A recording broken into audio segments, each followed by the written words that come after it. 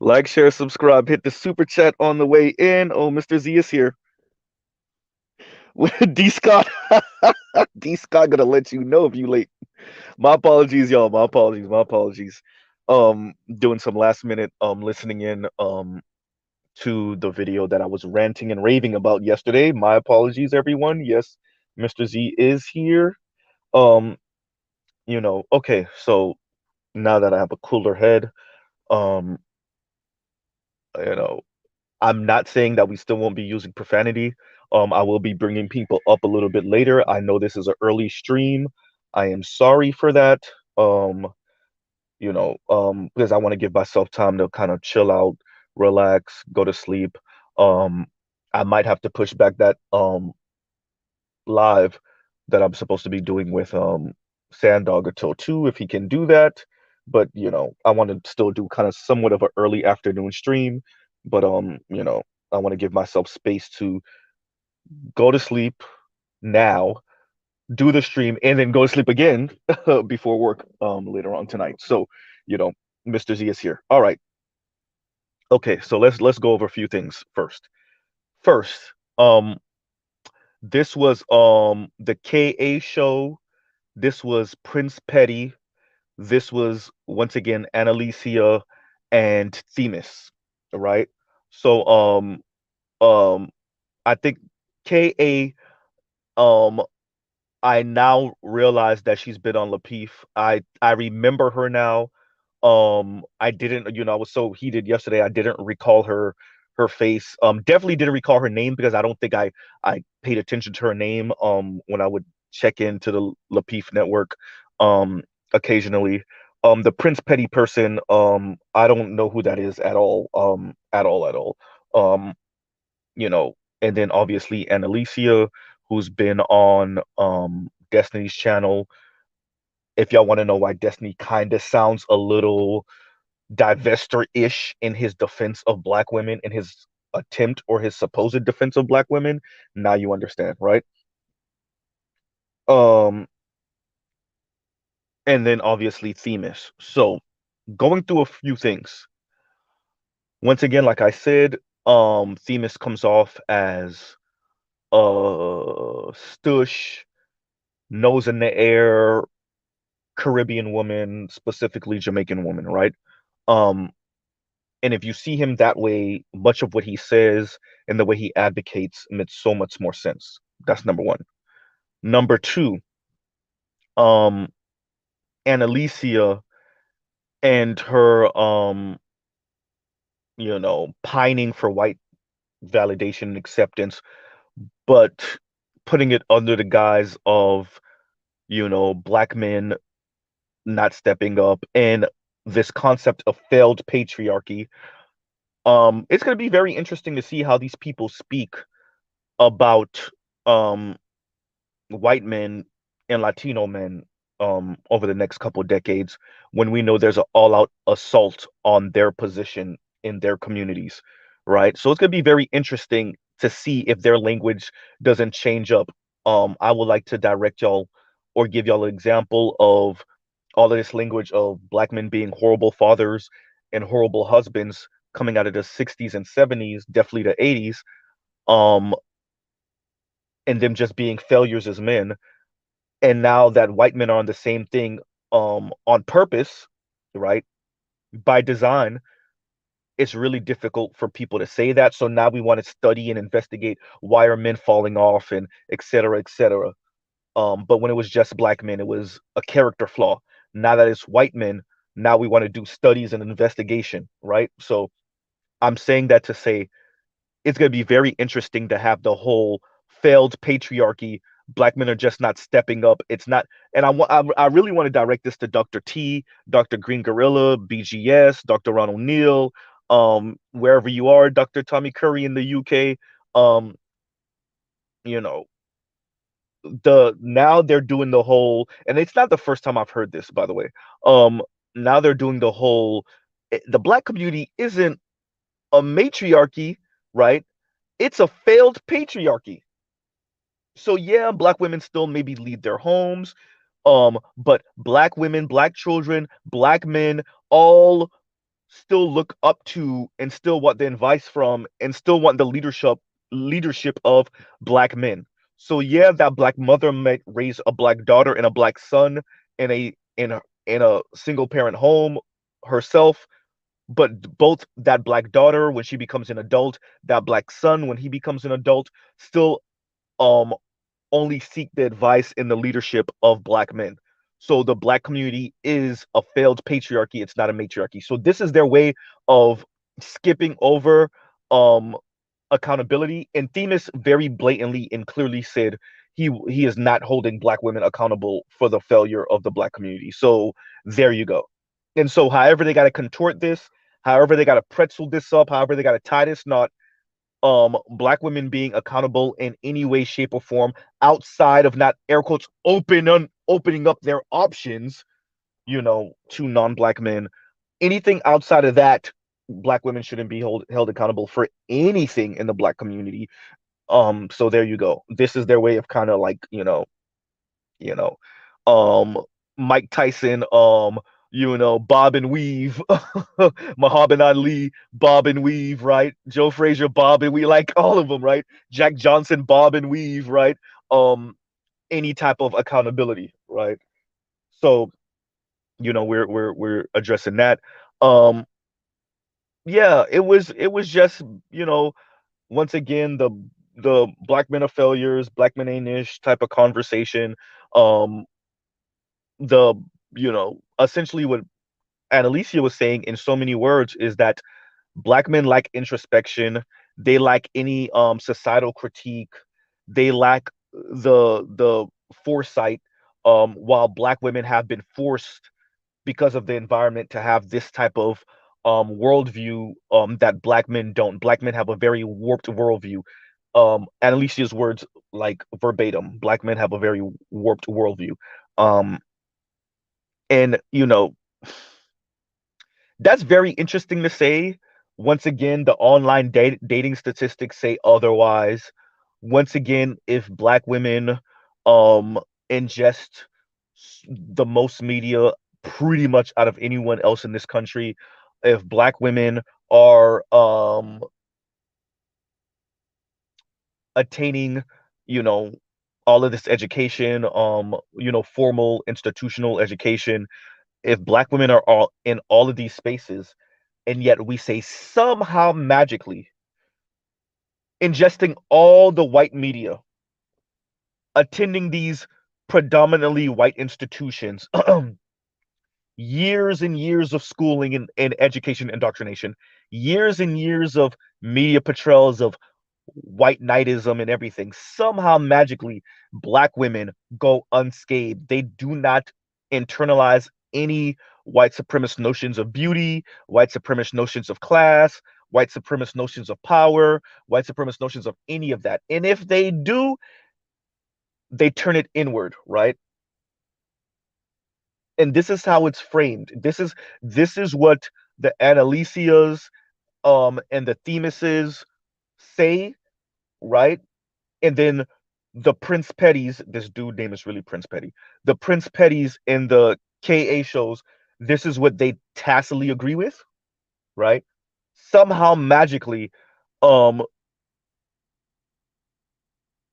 anything that first of all, remember, black women do not internalize any white supremacist notions. And if they do, they internalize it in a way that's only self-harming, only detrimental to self, maybe the children, but never the men, right? Never the men.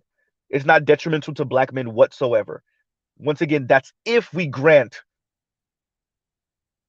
black men that black women internalize white supremacy, anything, right? This is how these people talk. And I want to be very clear about this. Why this is dangerous is because what Themis does, because he has his own agenda as a gay black man, and Alicia has her own agenda as a white worshiping mixed black woman or light skinned black woman, whatever she is. What they do, once again, is give cover to your everyday black woman, to your established black woman, to your black woman who's not doing well in life. So that ranges the gamut. they give cover to these black women to say, no, no, no, nothing to see here. We don't got the issue. It's the black men. Nothing to see here. We don't. There's no accountability of nothing. We got to hold. We none of that. Every single inch of failure in the black community, we lay at the feet of black men. All right. And what that does is cause black women to not be introspective in any way, to not be accountable or feel responsible in any way for anything at all. Right. And as Prince Petty said, um, you know, the black community and Themis said the black community would be better served if black women were in leadership, as if they're not in it now, right? And so you had black women in the comments screaming failed matriarchy, failed patriarchy, failed patriarchy, failed patriarchy, right? Once again, the black community is a supposed failed patriarchy. It's not that, it's a matriarchy. Cool.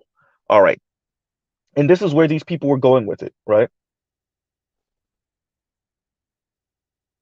So,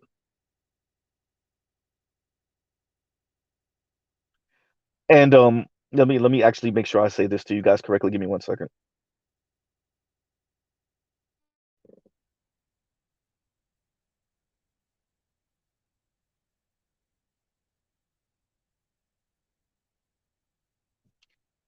How did the indoctrination of white superiority escape black women? Now, this is a real quote, right? This is a real quote from one of them on the panel. And that right there pretty much sums up, I would argue, what most black women in the black community think. This is not exclusive to divestors. This is not exclusive to swirlers or black women in luxury or black women level up, or black feminists of any kind, whether they're intersectional or not. Somehow, black women truly believe, I would argue in majority, that they're largely not indoctrinated by any white supremacist notions, that they've escaped really internalizing any white nationalist, white supremacist, white superiority complex, anything. Black men have, but black women haven't. Black women haven't internalized much of European beauty standards. Black women, once again, haven't internalized class structure coming from whites and Europeans. Black women haven't done any of that. Raising and rearing children, any of that. White men have. Excuse me, black men have, right? And once again, I would like to remind y'all, the reason why this is so dangerous, right? The reason why this is so dangerous is because what that does is, when you're having a conversation individually with a black woman, or when black men community wise are trying to have conversations with black women, it's very difficult to have that conversation when the other group really thinks that you, not only are you the main problem, you have internalized white supremacy in a way that they haven't. Once again, the moral high grounding, right? And this is one of the black women refuse to believe that they're human beings just like everyone else. They refuse to accept, not even believe, because I think some of them do. They just, for their ego, they like to pretend like they're morally superior to everyone else in America. And it leaves them out here stuck and naked and alone because nobody else believes you. That intersectionality has done a number on black women psychologically. They already believed it, and then when Kimberly Crenshaw came through and gave them the words, they really believe, because they are black and they are women and they might be LGBTQ and they might be heavy set and they might be gender non-conforming, and they adopt maybe some non-binary concepts or whatever. They truly believe that all of these different ways of viewing the world have put them in a place to be morally superior to everyone else in this country, particularly black men, straight black men, right? They really have bought into this concept that they are morally superior to everyone else in America, particularly straight black men. And they demand that everyone else believes that also, right? Particularly, once again, black men. And as I said before, this leaves black women in a very dangerous position because no one else believes you. No one else actually agrees that black women are morally superior to black men. People placate, right? People placate, people ego stroke, people say black women are the backbone of the Democratic Party and black women are the backbone of the black community and black.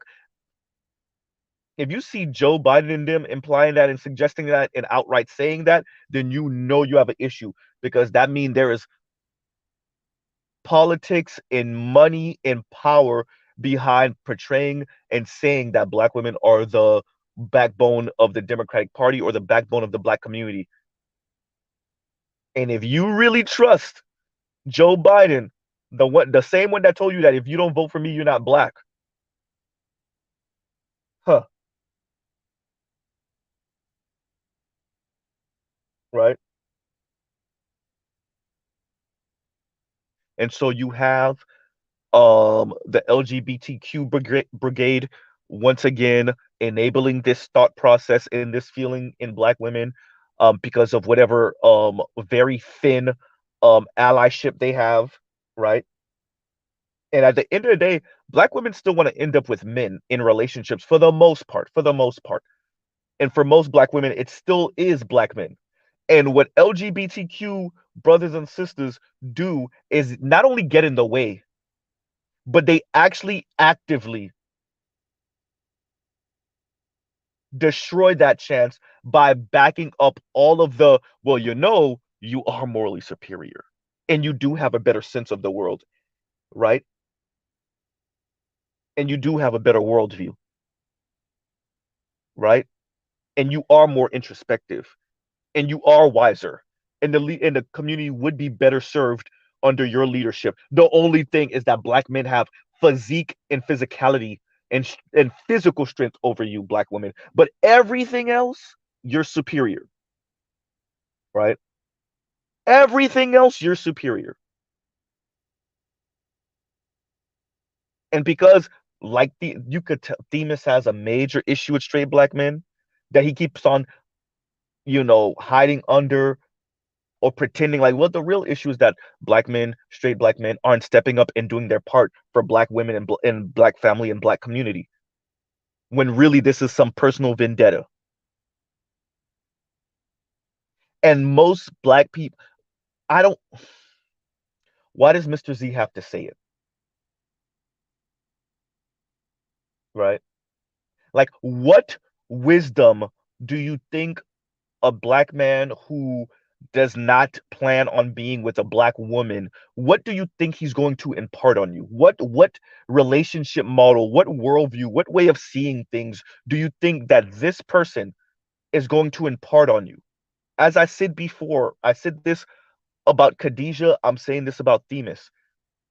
Khadijah straight up told y'all, as a queer woman, she don't got to worry about, essentially, she don't have to worry about the sensibilities of men, of straight black men for the most part. Because yeah, she might be stuck in community with black men by force from the outside and how the rest of the world views her, but in her personal life outside of her brother and her father, she doesn't have to worry about that, about what black men think and feel and what the world is doing to black men as a whole because she's not intimate with them. That's the same thing with Themis could fill your heads up with a bunch of rear end butt kissing ideas and concepts and you know black women, your ish doesn't stink. It's all the black man's fault. He can do that because he doesn't have to live with the consequences of that worldview because he's not intimate with black women who walk around the world with their nose in the air, thinking they're better than everyone else, specifically black men, thinking they're morally superior to black men. Themis doesn't have to deal with the consequences of his jihad against straight black men. He doesn't have to deal with the consequences of that.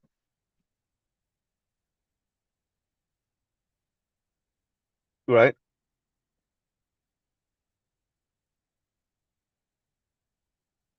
So you have, and let me see what um Deadly Shells is saying. Deadly Shells says Anna is just a single mother who's salty. Also, they're just upset that black men have an easier time dating out than black women do. I agree with that dating out part. I agree with that. I think a lot of that comes down to that, right?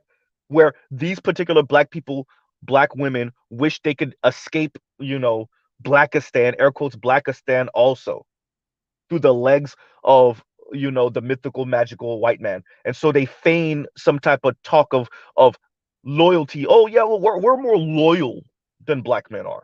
We're more loyal than black men. We have a better sense of community than black men. And like, no, right?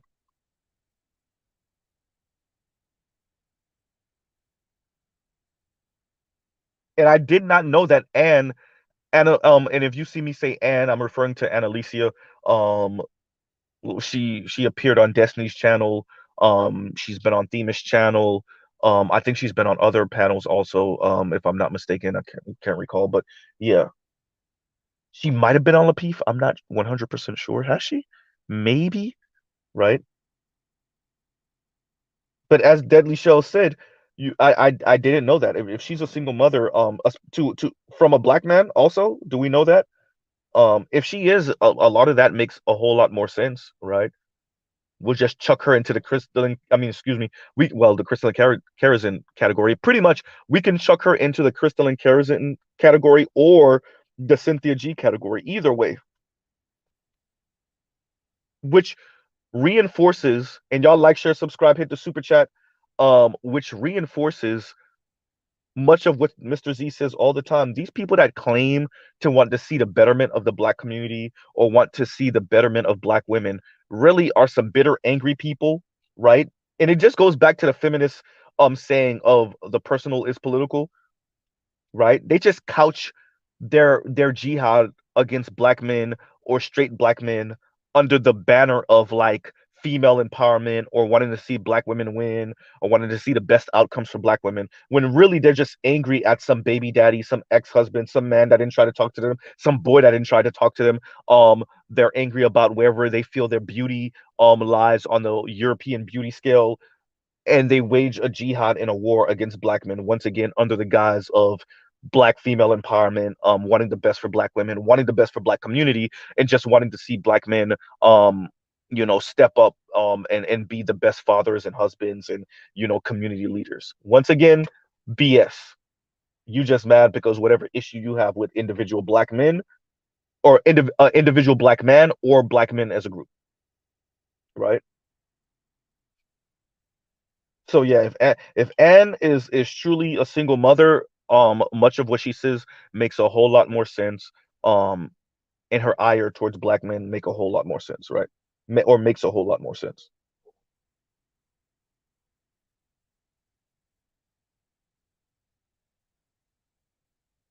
Right. So, and that, yesterday afternoon, that's why y'all heard me ranting and raving.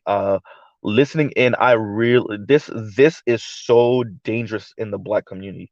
The moral high grounding of black women really believing, and once again, it's not all. That's the beauty of like some of the black women we see in the black manosphere or in these spaces. You could see they've done the work, like, and not just the air quotes the work like how these weirdos say it, but like they're more introspective, right? That doesn't mean that they do they do the whole like you know everything is the black woman's fault thing either, but you can tell that they're more introspective and honest about their own personal um history with black men, and more honest about the parts of American history where black women knowingly and willingly grab master's tools to hit white black men up the head with, right? But when you have the Themises of the world, and when you have the Annalicias of the world, and the Prince Petties of the world, and the what's her name, Ka show of the world, what you have are people that are perfectly willing to watch black women fall off the cliff of loneliness, depression, financial instability, struggle, um, all of that, right? They're perfectly willing to watch those people fall off that cliff for their jihad against black men, straight black men individually. I mean, specifically, I said individually, straight black men specifically, right? These people are perfectly willing, and they might pick your pocket while you're falling or right before you fall, right?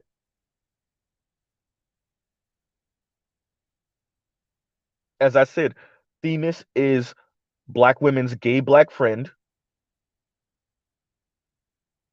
who will keep you single indefinitely, forever.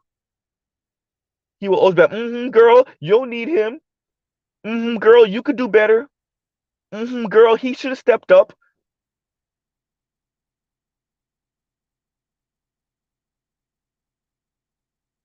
Girl, no, it had nothing to do with you. Everything you did was perfect. It was above board. No, it's him.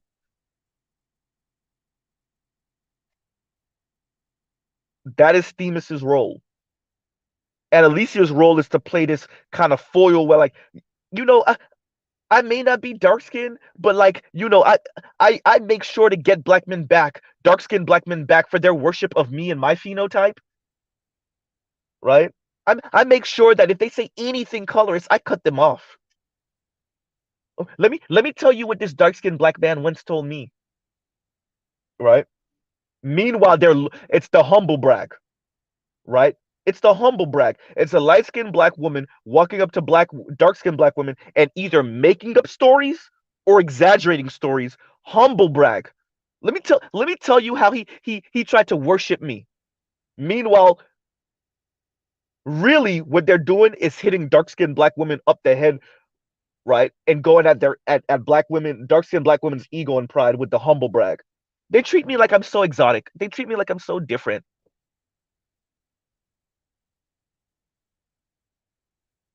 And the Annalisias of the world claim that what they're really doing is making dark skinned black men feel what rejection feel like, right?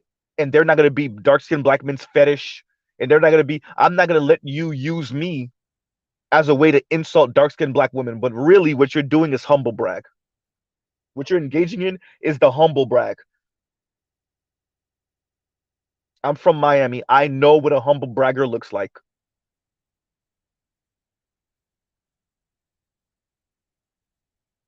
right? And I know what a broken black woman looks like. So once again, Themis and Annalicia hide behind vocabulary and overcomplicated concepts, but you could just chalk them off as the same people we know around the way, all through the internet, just swirler divestor talk disguised behind 4 and 5 syllable words. And once again, like I said, overly complicated concepts. It really isn't that serious. It just boils back down to black straight men ain't ish. They're not stepping up. They're not bowing at our feet. They're not doing exactly what we want them to do to pretty much recreate white supremacist patriarchy, but black, right?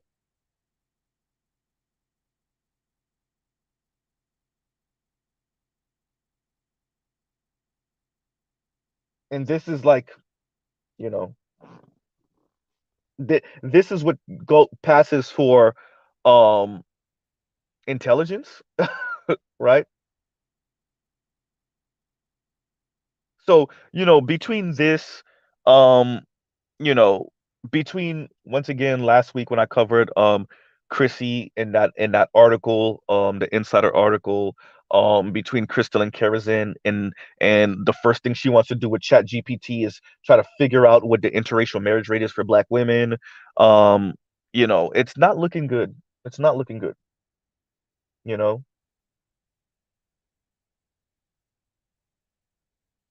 We have Themis going at Julesy. I don't know. I think that video is pretty old.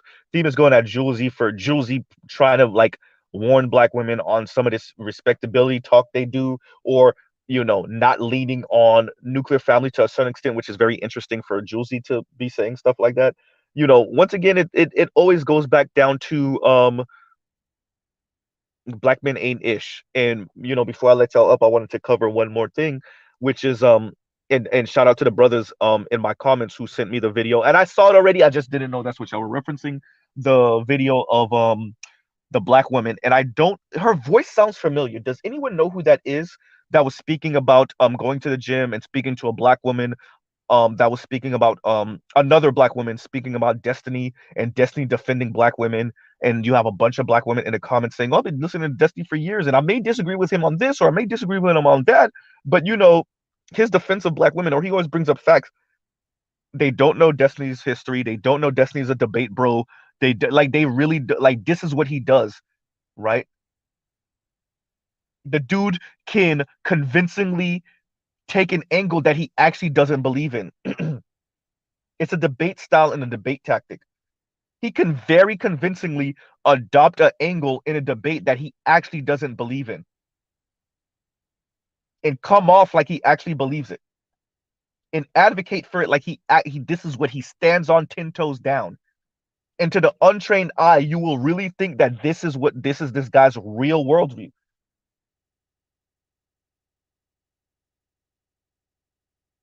Right? And the fact that you have a bunch of black women that really like I said, if I think that as a matter of fact, I'm almost certain Destiny is down here in South Florida in the Miami-Dade County region. If that's true, Destiny has black women around him. If he really was if he really was about it, he would have a black girlfriend or a black wife. If he was really about it, he would have a black girlfriend or a black wife. But every black women just look at any, and it's not all shit. Most this one maybe most um black women like this really look for any what they would consider win, right? And air quotes win is anyone that's willing to dunk on black men, particularly non-black people. But like I always say, you have black women advocating in a certain way. Excuse me, you have white men advocating a certain way. Latinos, you had what's his name, the Indian cat that's with Andrew Schultz. What's his name again? You have him when he was going in on Kevin Samuels. You have all of these people, or not at Kevin Samuels when he was going in on was it Kevin? Can't remember who was it that he was going in, he was trying to go in on. Akash, thank you very much, Toya. Akash, yeah. And but dude like is married to the first woman he ever had sex with practically. Which is okay. I'm not taking away. Actually, you did a really great thing. But you weren't out here in the dating scene. You don't know what you're talking about. You're speaking very aspirationally. Number one. Number two, none of these people ever have black wives, bro. Like I saw one person in Destiny's comment that said, I'm married to a black woman. I've dated a few. Destiny, this is your chance. Date black women. That's one. Let's say that's one non-black guy. One. Let's assume he's white. But outside of that, all of these people placating and ego stroking black women, and like none of them have black wives or black girlfriends. Many of them have never dated a black woman. Many of them haven't even ever had sex with a black woman.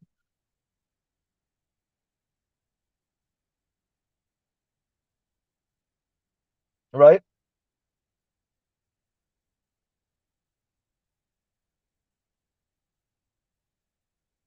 So to listen to the Destiny of the world, and once again, this is Destiny is a debate, bro.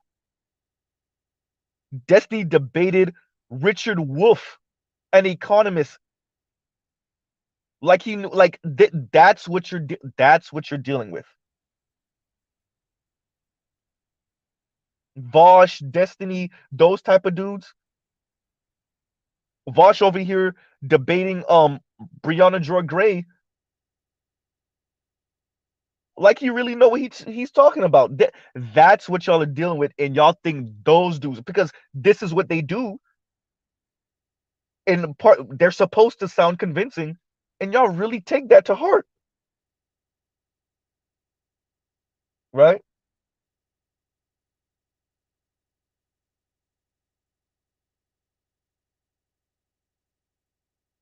So that's what makes some of this dangerous. And so yes, you have the black women, um, pretty much clapping it up for Destiny because somehow Destiny is defending them. Like I said, if Destiny was really about that, if Destiny really, first of all, remember Annalicia was on Destiny's channel. Destiny saw how Annalicia was pretty much fawning all over him. Destiny saw the divestor come out of Annalicia. And I'm not saying she's a card carrying member, but she definitely sounds like one. Saw how Annalicia was going at Abba from Abba and Preach. And Destiny doesn't understand what's going on between black men and black women. He gets it. He gets it, right?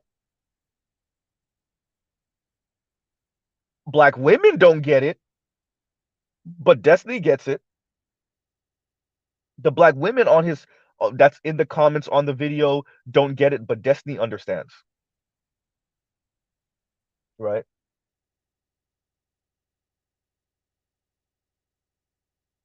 Oh, it was fresh and fit. I think it was fresh and fit.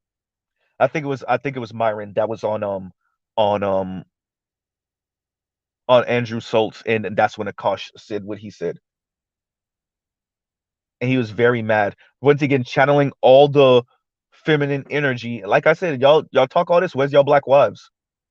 Akash can't say nothing, but bro, you wasn't out here, right?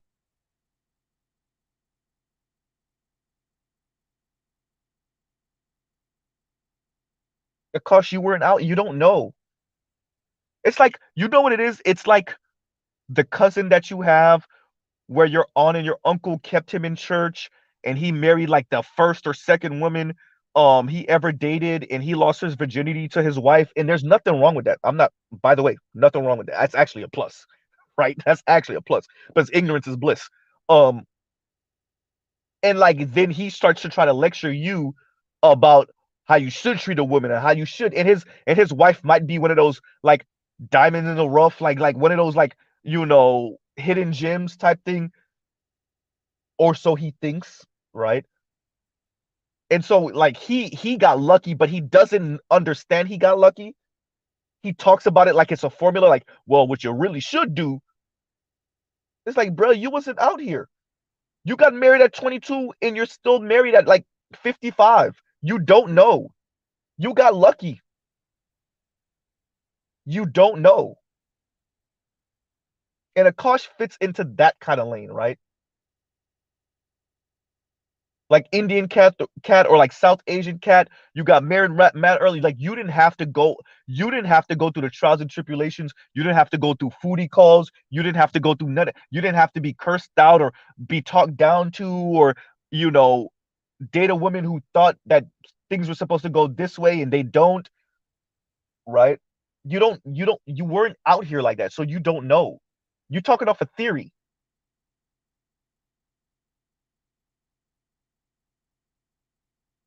And you spend so much time deferring to women's feelings about how they feel like they were done wrong by men, or how they feel, and you actually buy into women being a morally superior, softer sex.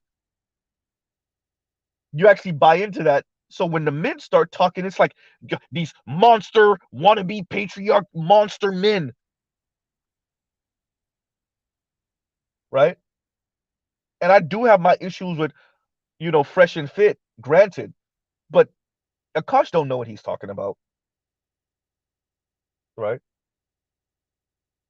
And like I said, this is just the exercise in rhetoric for him, because this is what he does as a debate bro. Now he's on YouTube, 500 and some odd thousand subscribers. Last time I checked it, I know it got to be more than that now. He got to be 6, 7 something now, right?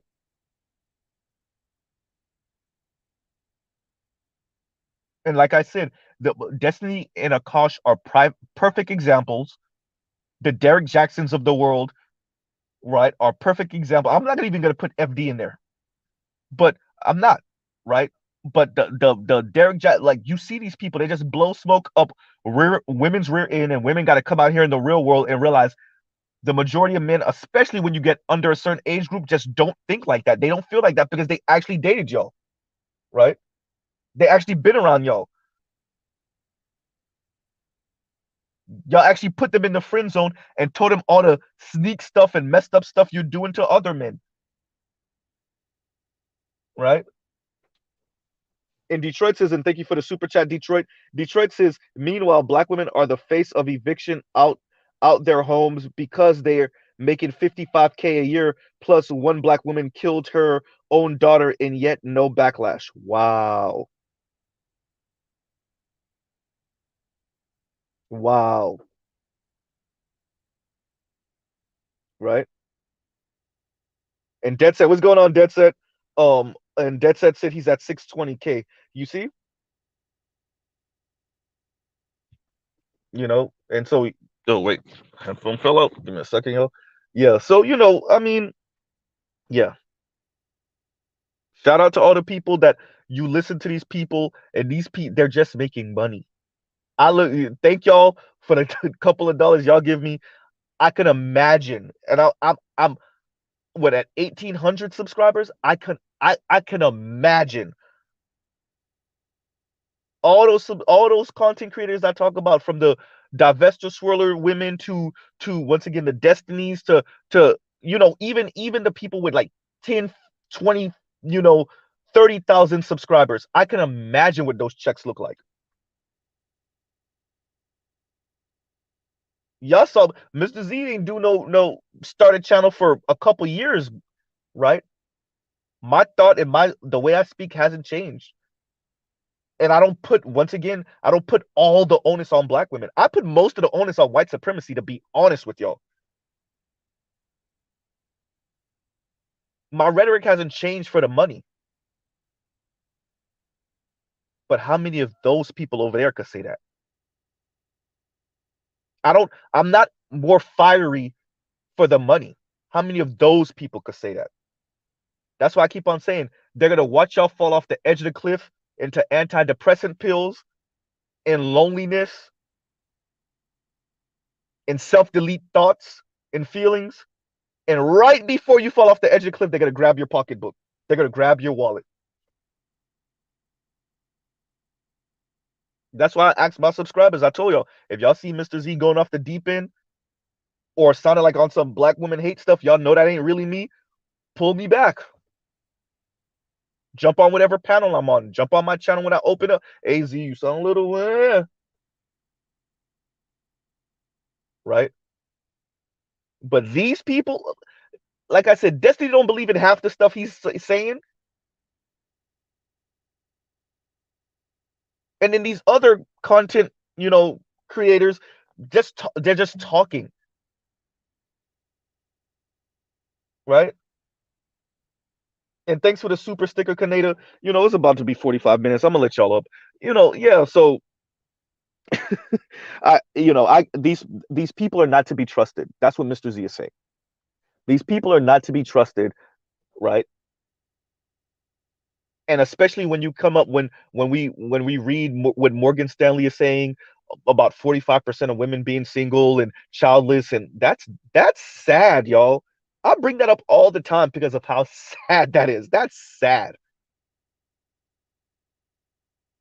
And going back to Themis and Annalicia and Prince Petty and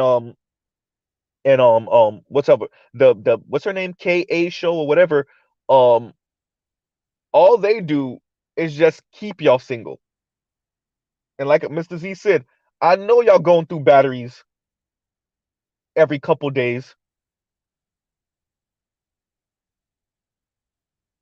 I know y'all are adults in your late 30s, mid 30s, still living at home with your parents, right? Because I know the financial realities of Americans. That's why. And even if you got your own place, walking in that apartment feel extra lonely. I know y'all are crying yourself to sleep at night. I know when you go to the bar or the club with your homegirl and no dude even buy y'all a drink, or the dude is giving you the googly eyes from across the room and he never actually approached. I know y'all go home frustrated. Ask Mr. Z how he know. I got a whole lot of homegirls. Y'all want to know what my perspective is? What it is? Because Mr. Z was actually listening in college. Yeah, I was dating around, but I was actually listening to my own mental health degradation. But I'm telling you, those of you that just was going after women to smash, you won. Because as long as you don't have a child or some type of incurable, right, you won. Because Mr. Z was actually listening. Right? And D Scott says, and thank you for the super chat, D Scott. D Scott said, "You saying we broke, bruh?" Question mark. Much love much love and had several conversations over the past few days with black women saying they are gonna get a white man. After I told them I dated non-black women. Well, this is an open morning panel, and I'm gonna bring y'all up so y'all can use profanity. I'm not gonna limit y'all, but and D Scott says, "Fuck out of here." Excuse me.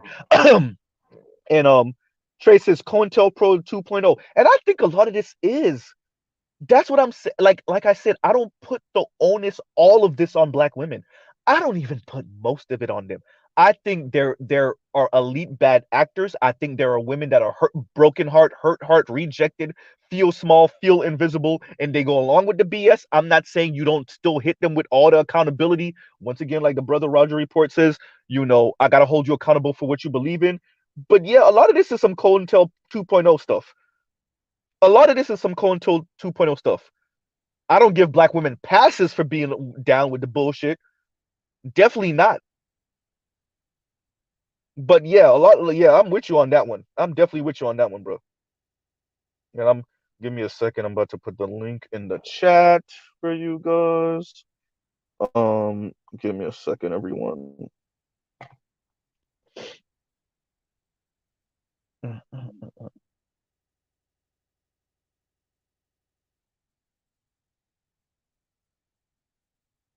Okay. Okay, that should be it. It should be in there. All right. Okay. There we go. And yeah, so yeah. It, to me, yesterday, the reason why I was so hot is because, like I said, Annalisa and Themis keep these women single because nobody else on the planet believes that you're morally superior to the men. Nobody believes that. Nobody buys into that, right?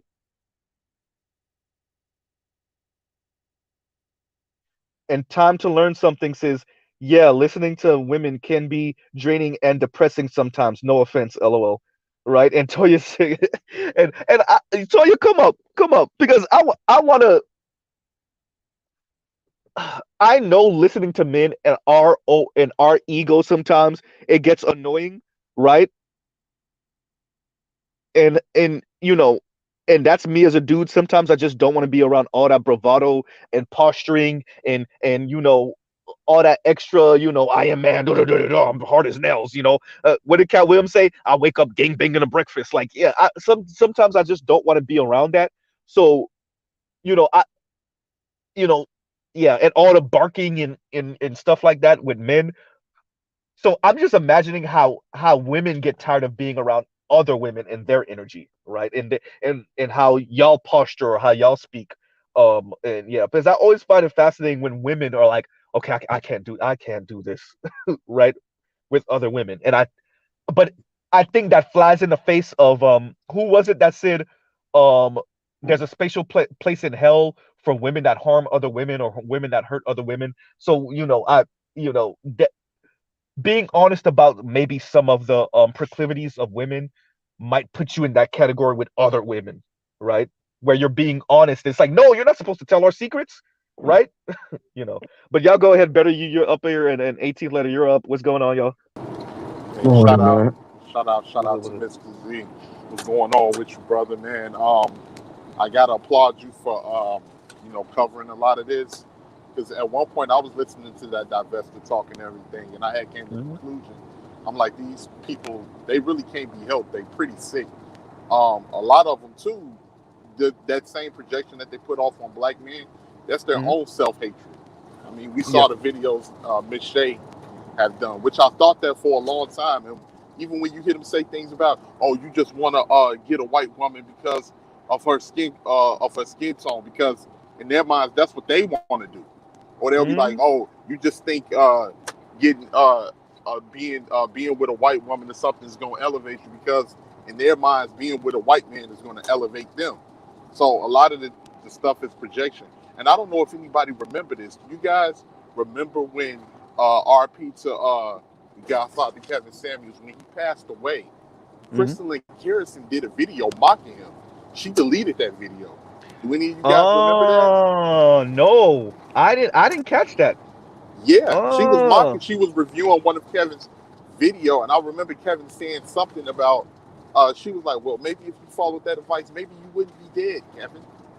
And like, yeah, wow. she deleted that video, and of course, we all know the countless videos that Chrissy has deleted, and Yeah, yeah, yeah. different people like that. Yeah, she deleted that video. I remember when she made a video about the situation where the woman was attacked at one of them alt right rallies, Yeah, yeah, yeah, yeah. and she pointed to one single black dude that looked like a Republican nerd in the crowd and said, "Why he's not protecting her? He should be." I'm like, these people are sick, Because man. and who was that said that? You said Chrissy said Chris, that, or no, and, Crystal and Kerosene, oh, CK, Kristen Kerrigan is off her rocker. I'm convinced. Number one. Number two.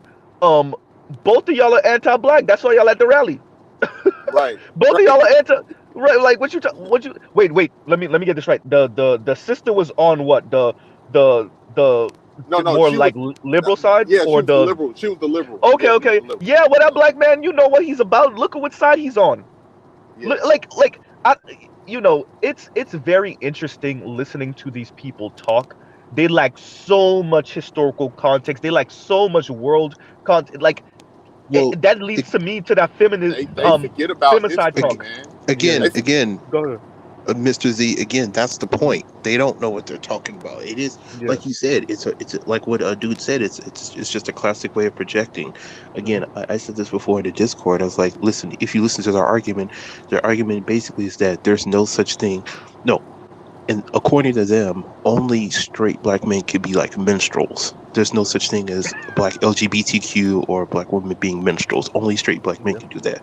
So Yeah. just remember that when they're talking about quote unquote us engaging in self hate, they don't they don't recognize self hatred coming from their crowd. They only recognize it coming from us.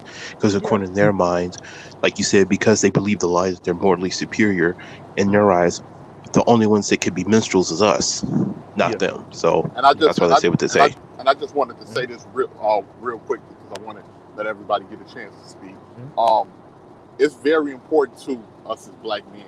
We have to stick together, man, because in my personal opinion, we got some sisters on our side. We even got one on the panel right now, Toya. But we Hmm. have no allies. We have no Hmm. allies with anybody. So, like, it's very important that black men stick together, because what you were just saying earlier, Mrs. Z, about not want to be in somebody, I'm man, hear me roar. That's Yeah. dudes that don't really want to take any type of critiquing, but want Yep. to actually school everybody else, Yep. and have yes men around them. Yep. For those type of guys. Those are the type of guys too that if they feel like black men's support isn't enough, then they start bashing on black men. They Yep. become kind of like white supremacists, Yep. Brad Yep. Yep. identified. Yep. You can Yep. say that. You know what I'm saying? So Hmm. dudes like that, you expose and put them out there, and leave them to their own devices. But like one of the things, like, cause like black men, we've been taking accountability for God knows how long for everything. They say, oh, Bill, it's so much. All you got to do is go back through history. We got a history of building. We wouldn't have made it this far if it wasn't for black men. Who do these people True. think that got us here? Black women? I'll Like say this. I think it's going to be black men that save America.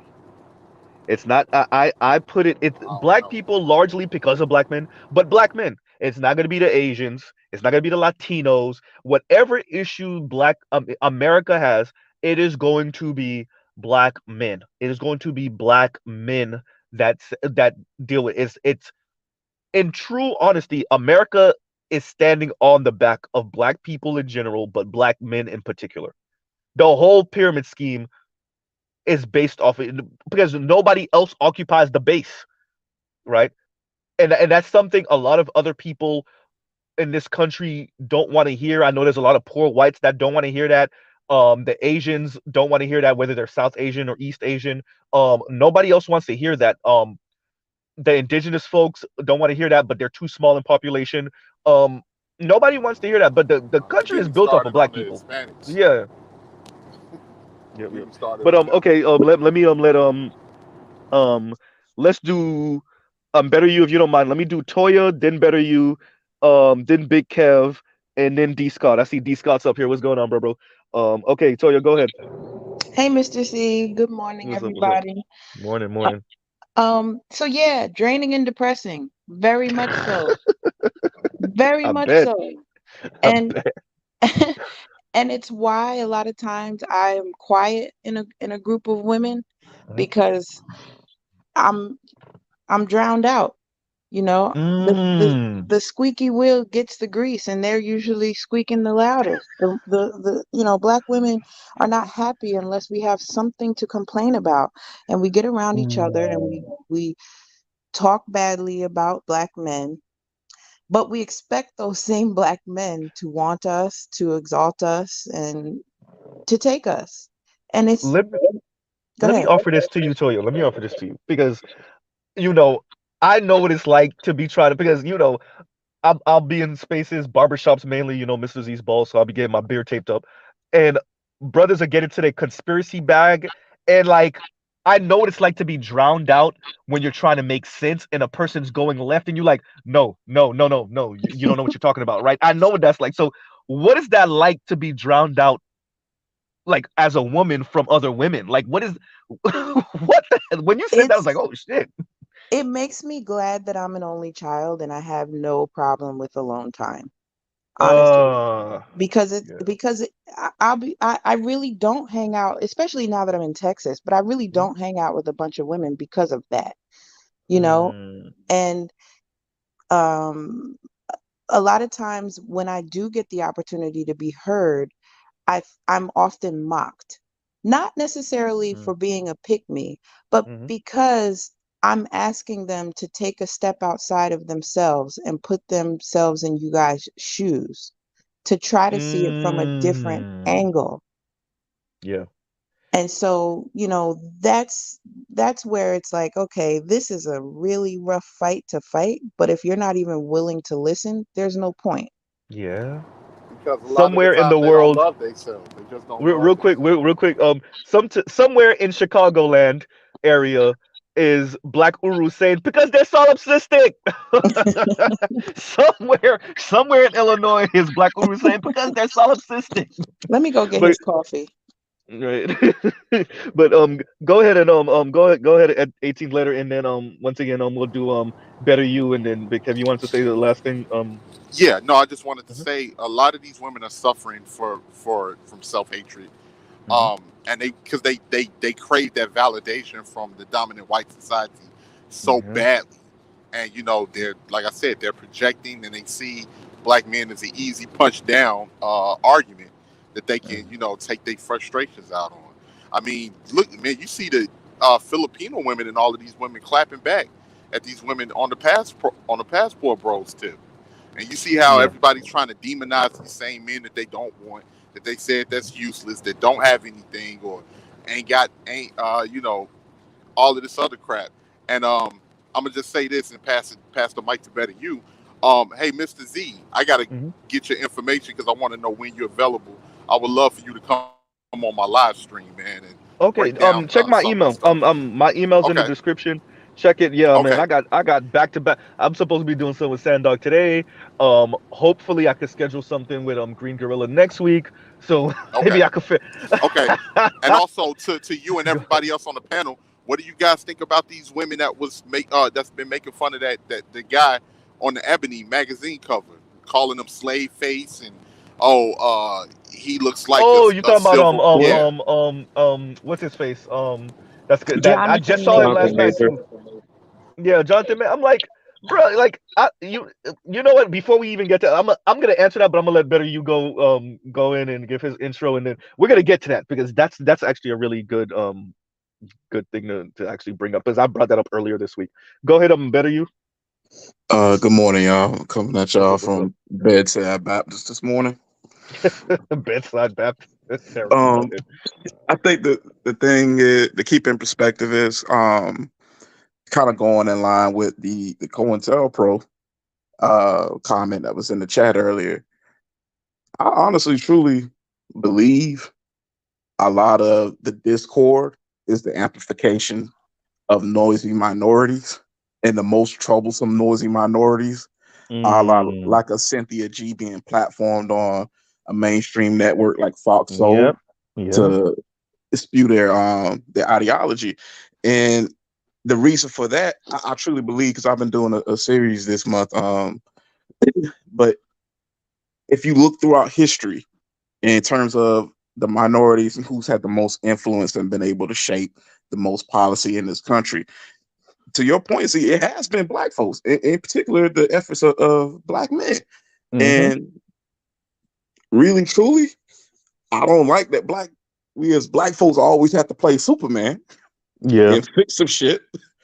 But honestly and truly, I believe so much of the discord and chaos that gets sold in the community is simply because who are in power, they recognize and they see that in turn for a group that's supposed to be just under 15% of the population, we have we punch way above our weight in terms of Yeah. spending Yep. power, Yep. in terms Yep. of political influence, in terms of culture. We influence cultures we don't even know how to say their names. Yeah. Yeah. And that is power. And the thing of it is, all the chaos, all the discord is to keep us divided, is to keep I agree. us enough of us from coalescing and basically choosing a target that's not us. I try to use the example that you're giving. I had a conversation with a coworker, and so what I tried to use is when America goes overseas, it finds whatever internal conflict might be going on with this tribe and that tribe, or different class hierarchies or whatever, and it exaggerates it, exacerbates it, right, for its own ends, for America's own ends. And I tried to use that as an example of what's going on within the black community, and they couldn't get it. They were like, yeah, but that's overseas. I'm like, nigga, that's my point. Right, like if they're able to do that overseas, some 6, 7, 8,000 miles away, what do you think they're able to do at home in their own backyard? And so I agree with you on the much of this is like, I mean, even when you find out how the Canal came to be, and how the US was like funding the rebels, right, the was Mhm. Colombian rebels, so that they could get Panama after the fight. Like that was the whole point. That's what I think is going on in the black community, is that like we're saying, you're platforming the Cynthia G's, you're platforming, these people to create this. I mean, for her to look Dr. Umar Johnson in the face and then still say the abort black male babies thing, like that speaks to something. And I wouldn't be surprised if eventually, we have one of our people that do really good doxing or whatever, and it's not going to be mainly one of us, but they step on the wrong toes, and we find out, like, wait a minute, oh, you an agent for real? Like we Yeah. we thought you were, but you really are like card carrying FBI agent or something. I wouldn't be surprised if we find that out eventually, right? Well, Like, Z, I mean, there's two things that come to my mind immediately. Is one, Iran Contra from the 80s, yep, but yep, yep. just recently, um, there was a FBI plant Mhm. that was trying to stir up trouble at it was BLM rallies. Like he was trying to get them Mm. violent. He's like, "Yo, I can get everybody guns and all kinds of stuff." And Mhm. I think I Thankfully, remember that story. Yeah, yeah, yeah. yeah, it was like a couple weeks ago. Thankfully, there was some people in there that was thinking like, bro, you sound like a narc. Right? That sounds way too convenient, bro. Wait a minute. Hold on, you telling me you get 300 guns overnight Look, man, with listen. bullets? Futura and Mr. Z, I'll put my channel on the line for this. Y'all hear that foolishness? That person, like, better you said, that person's either a narc or some street nigga you still don't want to be getting caught up with anyway. So either way, either way, turn that shit down because you're gonna get caught up and end up doing prison time either way. So yeah, don't. I'm not signing up for that. Wait a minute, like you said, like, 300 guns overnight. Yeah, man, it's Hell hard as no. hell to get bullets, man. I Look, only got man. 2 guns. So I definitely agree that COINTELPRO thing, and I think thinking of them in that way makes this a lot easier to understand, right? Because when I listen to some of these content creators, even if they're not, even if they're not, you listen to how they speak. Like, for me, it's particular people like Chrissy, right? Like either way, she's always trying to protect a position, right? Because she's making money off of this, like real money off of this now. So I always need to protect what I'm selling, the product I'm selling, right? And that to me is what makes this so dangerous. The insider article comes out, I need to protect it, so I got to angle it a certain way, right? I feel like the Mr. Z's of the world keep on calling me out for doing this shit for money, so I got to say, well, you're doing it for money too.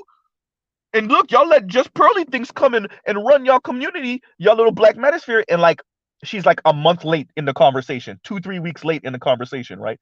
So I look at these people as effectively COINTEL 2.0, even if it's not a literal card carrying member of some government agency meant to sow, disruption and division in the black community. Even if they're not a literal card carrying member, the actual effects of the way they speak and how they advocate still gets us to that end goal of like the community not actually being, some type of unified front. And that's an issue, especially as we go further into the 21st century and like hyper individualism is freaking killing people, right? Yeah, and, So yeah. and, Go and ahead. I'll say this before I let somebody else go. Mhm. Um, Part of why a lot of information campaigns were so successful in at least in Soviet Russia, from what I've been able to study during the Cold War, is you had quote unquote useful idiots, Yeah, and yeah, they told the government line, they espoused the government point of view, but it didn't have any ties to the government, and they gave it more legitimacy because of that. And the government just basically pulled a few strings, like, okay, we need to get them in certain spaces so that their voice can be heard, because this is who we want talking. We don't want yeah, that, y'all democratize and everything. Nah, we ain't tap them down, boost them up. So I think a lot of it is the use of useful idiots, so to speak, for lack of a yeah, better term. yeah. I mean, we saw that with. I mean, it can't be this easy. Like it actually, the internet probably made it a bit easier to do this. But like I told y'all, watch the documentary Mississippi Spies, watch the documentary, the PBS documentary about the Black Panthers, and really focus on the agents and who was snitching on who. And it's crazy. And like better you speaking, like these kind of like useful idiots. I At the end of the day, if you can see, and I bring up Venezuela all the time, if you can see the U.S. saying, no, we don't want Maduro, we're going to force Guaido in there. Y'all going to take that shit, right? On some borderline grape stuff, right? Like, if you see that happening, if you see Israel saying, yeah, y'all can have y'all election. Oh, wait a minute, y'all voted in Hezbollah people? Oh, hell no. Right? Yeah, we said free and fair election if you vote for the type of people we want, right? So, like, if you see that happen, how do you not think that in the US, the richest country the world has ever known, the most powerful country, spies everywhere overseas in the country, how do we not think that there are not only useful idiots, but like card carrying members of whatever, and then and they know how to maneuver situations, right? We find out what a few weeks ago, maybe a couple months ago, what was going on Twitter. Like Twitter was pushing up on excuse me, the FBI was pushing up on Twitter to like get people deplatform or whatever the hell, or like have a back door into seeing what was going on online. So like, if we know Twitter, y'all gotta know that's going on Facebook. Y'all gotta know that part of the U.S. government's deal with TikTok was to be like, hey, y'all could keep the servers over there or do whatever y'all gonna do over there, but we need to have like backdoor access, no pun intended on this one, backdoor access to everything. Like we need to be able to pull, hey, I want to know what's going on with this person, I want to know where this person live, I want to, you got to know that had to be part of the deal also. So yeah, I agree. Like this, both the useful idiots and the probably card carrying members of whatever the hell alphabet boys, um yeah, at the end of the day, it is to continue to keep the black community in this lower position by keeping the divisiveness and exaggerating already problems. Once again, black men and black women, we're never going to see eye to eye perfectly, right? But exaggerating what disagreements we already had, yeah, that's somewhat beneficial for this society, because the last thing they need is nuclear families forming into a strong community and then starting to ask you what the hell you doing with our tax dollars, or whether it's ADOS speaking about reparations, or whether it's speaking about the ineffectual, the the fact that black politicians are largely ineffectual all around the country. They really don't want black people coming together and having those type of conversations, right? Let me read this super chat real quick. And KW Don says Cynthia G slipped up once and said she had FBI contact. Oh, whoa, okay. Why the hell would a YouTuber have FBI contact? And there Boom you goes go. dynamite. And there you, hey, if you got the link to that, ooh, you know, KW Don, if you have, I need that link. Anybody who has the link to that, send that to me ASAP so I can download it ASAP before she deletes it. Right? K So, Don because K Don needs to drop his cash app. He can put himself through that type of shit. right. Thank you. God damn. Anybody, man. What? Yeah, yeah. But yeah, better you. Were you done, or you want to say any last thing? Oh yeah, I was done. I was done. Okay. I'll let All somebody right. else All right. speak. All right. Big Kev, go ahead, and then we'll have D Scott. Well, I'll let D Scott go ahead of me, and then I'll come Okay. back around. All right. All right. Go ahead, D Scott. All right, cool. I appreciate it, Kev. Good morning, Chuck. Good morning, panel. One thing you did touch on was the in regards to the nuclear family and taxes, and I was thinking about this 5 minutes ago. Was that what's the incentive to actually keep people apart, or at least we could say for the black community, for example, right? And of course, we all know that, of course, you keep families apart. Of course, single mothers have to spend more money than single men do, especially if they have kids. So I know that's one incentive and whatnot. So of course, they had to magnify that and pretty much push it across the earth for the most part. But I think I'm just saying shit that we all know anyway. But the thing is that Sometimes but the obvious need to be said, brother. Sometimes it need yeah, to be said. yeah, you're right. You're right. You're right. But I'll have to say definitely. I'm with that as far as there being agents, if you want to say that, allegedly of being agents in certain places. Because, like you said, I mean, they did it everywhere else. Why the hell wouldn't they do it in their own backyard? I mean, For real. I mean, it I'm makes all saying. sense in the world to me. You know what I'm saying? So, I mean, I can see definitely that happening and whatnot. But definitely, I think it's mainly to keep. They know as long. I believe that the powers that be know that as long as they can continue to keep pumping propaganda to women, they're just going to eat the shit up anyway. You know what I'm saying? Yeah. So let the men do what the fuck they do. You know what I'm saying? They're gonna have their nuts cut off by the time they hit 7 years old anyway. So so they're not gonna have a chance to even grow. We're gonna stomp that shit out before it has a chance to even get anywhere. So fuck it. So we might as well go ahead and pump all this shit into the women, and there you go. We have a continuous flow of income And a over and consumer class that yes, doesn't fight for anything but yeah. to make more money, to be even more materialist. And I'm saying that, I like to say this part. I'm saying that as a nigga that was born and raised in Dade County and that has a couple of nice things.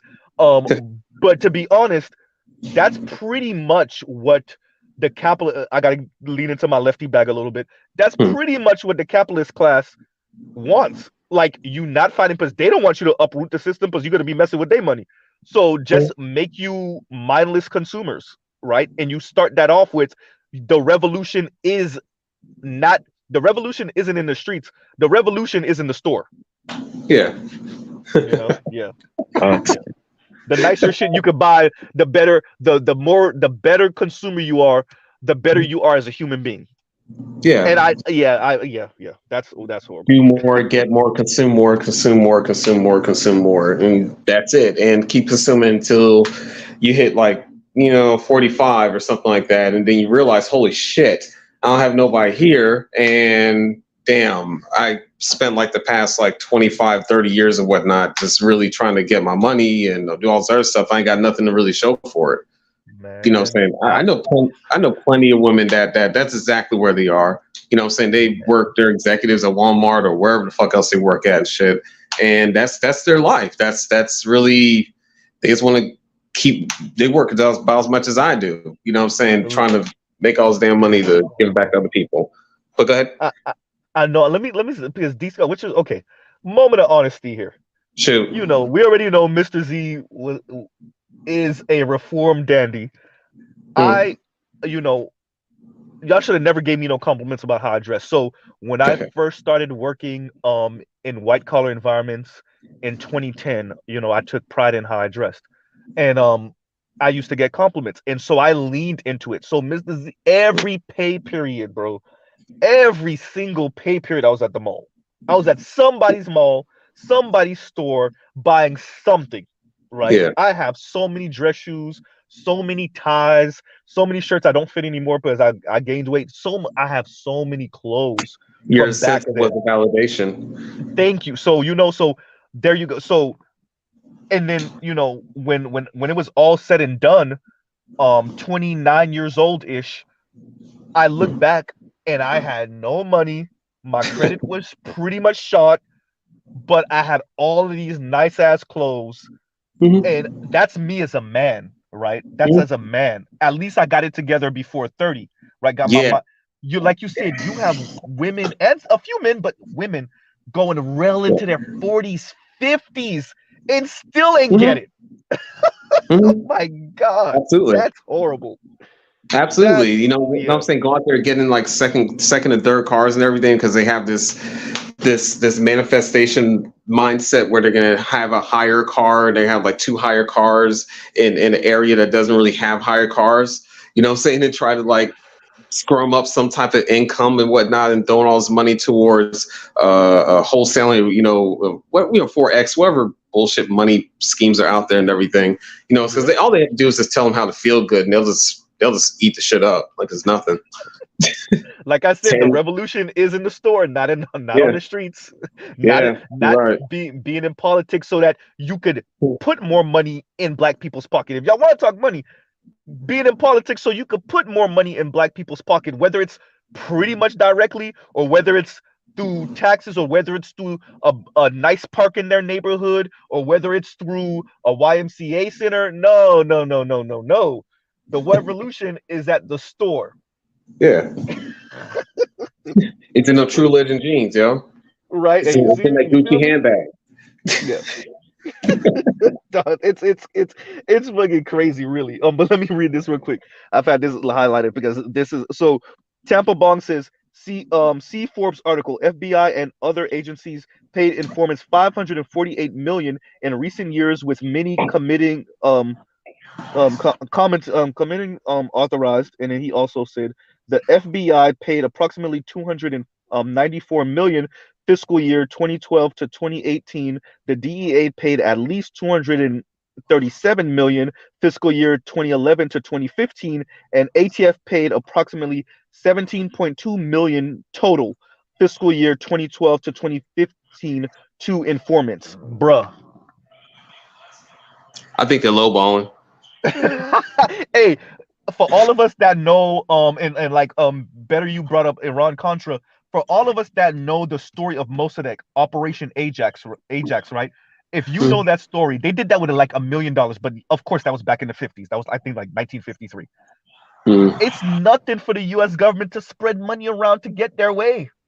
I mean, weren't they paying the Afghani to grow opium, Yeah. to grow Okay. the Yeah. poppy? So like, yeah, so like that ain't nothing. And like we brought up Iran Contra, that ain't nothing. Oh, Ronald Reagan was like, oh yeah, the U.S. government said I can't fund this war. Don't worry about it. Hey, I'm gonna let you sell the drugs here, and then you use some of that money to send it back over here, and then we'll just have this loop going. And I could do this behind the U.S. government's back. Like, so it ain't nothing for them. If that's 1980s, right? It's nothing for them to spread some money around in the black community to have. And think about it, they won't even it won't even have to be overt. It's not like they don't necessarily have to sign these people a check overtly. They could still fund these people. Hey, my favorite subscriber is sending me $100, right? Every time I go live, they send me $100, $200, and that just makes me ratchet up the rhetoric. So Mm. one person is an agent. All these other young impressionable people that's listening to me by the tens of thousands, I'm saying the rhetoric that this government agency needs me to say. And that's why this person who I might, once again, go into the useful idiots comment, I might think this person is a real subscriber, right? But really all they are is just a paymaster to incentivize me to continue with this type of rhetoric, right? Oh, you go from the angle that they don't know that that's a. Some of Okay. them I would argue may not know. I'm not Got saying all. I would say some of these people, because think about it. If Yeah. I have principles that I won't pass no matter what. That no matter what my subscribers are on, Mr. Z won't pass it for the money. These Hmm. other people, especially when they already got hundreds of thousands of subscribers, so now they used to that type of lifestyle. Mm. Eh, you see what I'm saying? Like, Yeah. Yeah. you know, yeah, I'm not. So yeah, I think some of these people are, yes, under the table FBI checks type thing, but then others, I think they're just useful idiots, and if you slide them a couple $100 every time they go live, yeah, they'll just continue with the rhetoric and go more extreme, actually, right? And the end result is that the the people that actually listen to them for real, that are not, just hurt heart sisters. I wanted to say hurt heart hoes, but hurt heart sisters. They really buy into it, and this might be a young lady as young as 13, 14 who feels invisible, in her school, or who grandma or aunt made a colorist comment, all the way to a broken heart sister that's 32 who just broke up her with her man of 3, 4 years. All of them can fall. We all could fall prey to this type of rhetoric, especially when we're in our most vulnerable state.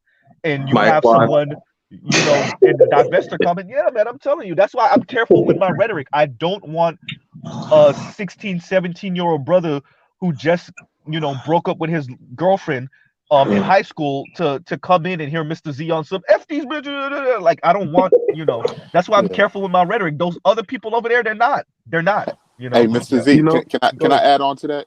I just Go wanted ahead. Go to ahead. say, like, I just wanted to make this quick statement really quickly, not to interrupt anybody. But that's why I said Chrissy was one of the most dangerous, because I watched Chrissy all the way from the beginning. And I remember when she was pro-black, and then she started getting, and the funny thing is, the same tactics that she's using right now to bash black men, she started with biracial and light-skinned women, where it was a lot of Yep. Yep. nuances to her Yep. argument. Yep. Yep. And then I before you remember that. know it, a lot of sisters started showing aggression towards light skinned and biracials. And then Yep. Chrissy would say, "Oh, I'm not talking down on light skinned and biracials," but in reality, she was. She just found a different way to Yeah. word it differently. Hmm. And then so she created that separation. And then, as you notice, once that topic got heated online, and you start seeing the biracials create their own spaces, Chrissy stepped Yeah. out of the picture.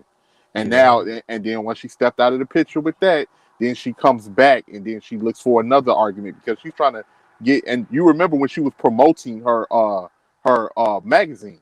You remember that? Yeah. Remember the dark DDS. skin I think it's magazine? Yeah, DDS. Yeah. DDS. Yeah, Dark. you Yep. remember that? Yep. Yep. Yeah. And it was actually black men that donated for that magazine. Yeah. We rock with Yeah, we like black women.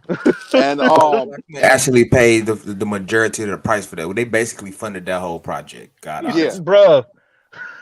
and also I So just We be wanted to funding say our this own really quickly. destruction, black men. I Yeah, swear we be yeah, and I funding our own especially and I destruction. wanted to say this really quickly. I can Go remember ahead. on those lives when she would say things like, "Oh, my sister's married to a white man." She don't really care about the politics in the black community. She ain't concerned with you niggas. Is it? I She think said she would say that. She don't would say Chrissy that have to her mixed audience nieces and nephews? I think she got mixed from her, yeah, from her from her brother, brother, right? and she would say that she's teaching her niece not to go after black men, telling her things like, Yeah. "Do you really want a man like your dad? Do you really want?" Like Wow. she was Hey, doing bro. stuff like this, and My then sister gonna have to see me. Oh, mhm, she would have to see she me. was doing stuff like Oh. that. But she's so sneaky because also when she starts stuff up, and when she realized that she has the energy to keep, going hard until it's like more pushback, and you have other content creators that come out and they say exactly what she's saying, except more harsher and more explicit. Then Hmm. Chrissy kind of falls back because she don't want to be like in Yeah, the yeah. loop Oh, too yeah, she much. good at that. And then Oh, she yeah, good and at then that. and Yeah, then yeah, she yeah. She comes good at back. that. And another Hmm. thing, what you said with like the reason why she's always late, because she tells her audience to send her stuff to talk about so she can feed them the bullshit. Yeah, yeah, yeah, So like that's one of the biggest yeah, that's one of the biggest things. And of course she hides and deletes everything. yeah, So yeah. she's more Let me dangerous get than this out real, Paris. real, real quick. Okay, so um what's this? High Heart says, Z, I think you mean government asset, not necessarily an agent. Useful idiots. Actually, yes, that's actually what. Yeah, yeah, yeah. Better terminology, exactly, and that's more actually accurate. And KW Dawn. So y'all, anybody that's listening in, look at your screen real quick, because KW Dawn just gave y'all the link. I know y'all not gonna type in that whole thing, but that is the link to the. Well, actually, I'm using StreamYard, so maybe y'all can actually click it on your thing, but because I'm not on using YouTube to stream, so I don't know if y'all can. But this is the link right here. I think KW Don, this is the link for the Cynthia G video where she said she was she got a contact by the government. I think you're saying maybe possibly, but yeah. And so I'm gonna leave it up for a little bit just in case anybody wants to type in everything. So okay, there's that. And once again, High Heart, thank you for that correction. That's actually, yeah, that makes way more sense saying it like that. So government asset, yes, there's a difference between government asset, useful idiots, and an actual card carrying agent. Thank you very much. D Scott, were you done? Did you want to continue? Oh, I just want to say, K Don doing the Lord's work, and thank you. For real, right? Thank you for real, KW Don. On the Thank you Sunday very morning. much. Exactly, exactly. And let's see who's Zulu. You want to go ahead? Go ahead with your intro. Zulu, you back in Africa? What's going on? Your connection is sucky. What's up? What's up? Okay, so KW Don does say right. So okay, so that's the Cynthia G in her own words, bruh. Oh my god. Hey, if I'm gonna wait Yeah, until somebody I clip hear it. that. Yeah, yeah, Somebody yeah. clip that. Okay. Oh, that's scary. I'm gonna say, hey, somebody, like I said, y'all download this shit. All of us that got space on our phones, download this type of stuff. Keep it because, like I say all the time, these people are dangerous. Number one. Number two, we know that they delete a lot of this stuff after they put it up. Number two. Number three, I want to have this type of stuff archived in the future, right? So that when documentarians come around or when journalists come around in 15, 20 years asking men in America in general what happened, why y'all not why did millennial generation decide not to get married, or why so many of us don't have children, or why so many of us are passport bros and we've been out the country for 20, 30 years, we can always be like, you see this 20 years ago, 30 years ago? Yeah, this is how y'all excuse me, your aunts were sounding. This is how your mothers were sounding, right? This is why your mom is in that retirement home or in her own home or living with you with no man at 67 years old, because this is how they were sounding. And yes, there were issues before this, right? Generations before, there were issues between men and women, but then women started sounding like this more and more. And this is why we took our passports and dipped, or this is why we date outside the community, or did like so people can stop saying, well, the issue is men aren't stepping up, men are afraid, men are intimidated by women of power, men are intimidated by women that are educated. None of that. They were overtly saying stuff like Chrissy, like Paris, like Yanni, like who name them, right? So yeah, that's why I like to keep those stuff up, yeah. That it's yeah, to me it's just it's this going unaddressed is so dangerous, and that's why y'all see Mr. Z is like, I know I almost look like an ambulance chaser, right? And it's not that. Um, and I do hear some stuff that's even more rageful than I often speak about, because at the same time I don't want brothers to look at their girlfriends and their wives a certain way, or have any animosity towards your everyday sister that may not say or do anything to lead you to believe that she's on this kick. But I do review some of this stuff to also cover our collective asses as black men from all of the black men are these raving lunatic monsters, and black women are these innocent creatures that wouldn't harm a fly. And the problem with black men is that y'all want to rule over black women in this very overt authoritarian way, because you can't have your way with white men in the society. You can't rule over white men. You're not on the same level as them. So you come around black women and black LGBTQ and abuse them, because that's how you're able to wield power, right? And like I push back on that by saying, look at what they're saying, right? It's just that simple Yeah, stuff. but you know what you're saying, Mr. Z? It's complete Hmm. reverse because that's what they're Yeah, doing. yeah. That's exactly what they're And doing. and for me, it's just by saying, it's not about calling black women evil or any type of malicious outside of these No, they're particular evil. characters that I mentioned. No, the people that I'm mentioning, they are evil and they are malicious. But it really is saying black women are human beings. It's that simple. If and that's one of my major issues when I was saying yesterday afternoon. One of my major issues is with the Themis and Annalicia is the whole concept of black women being more morally superior to everyone else, specifically Ugh. black men, right? And I really have an issue with that, because it puts even these same black women in a messed up position, because you really truly believe that you're morally superior to the one minute group of people that's most likely to marry you, most likely to do for you, most likely to defend you.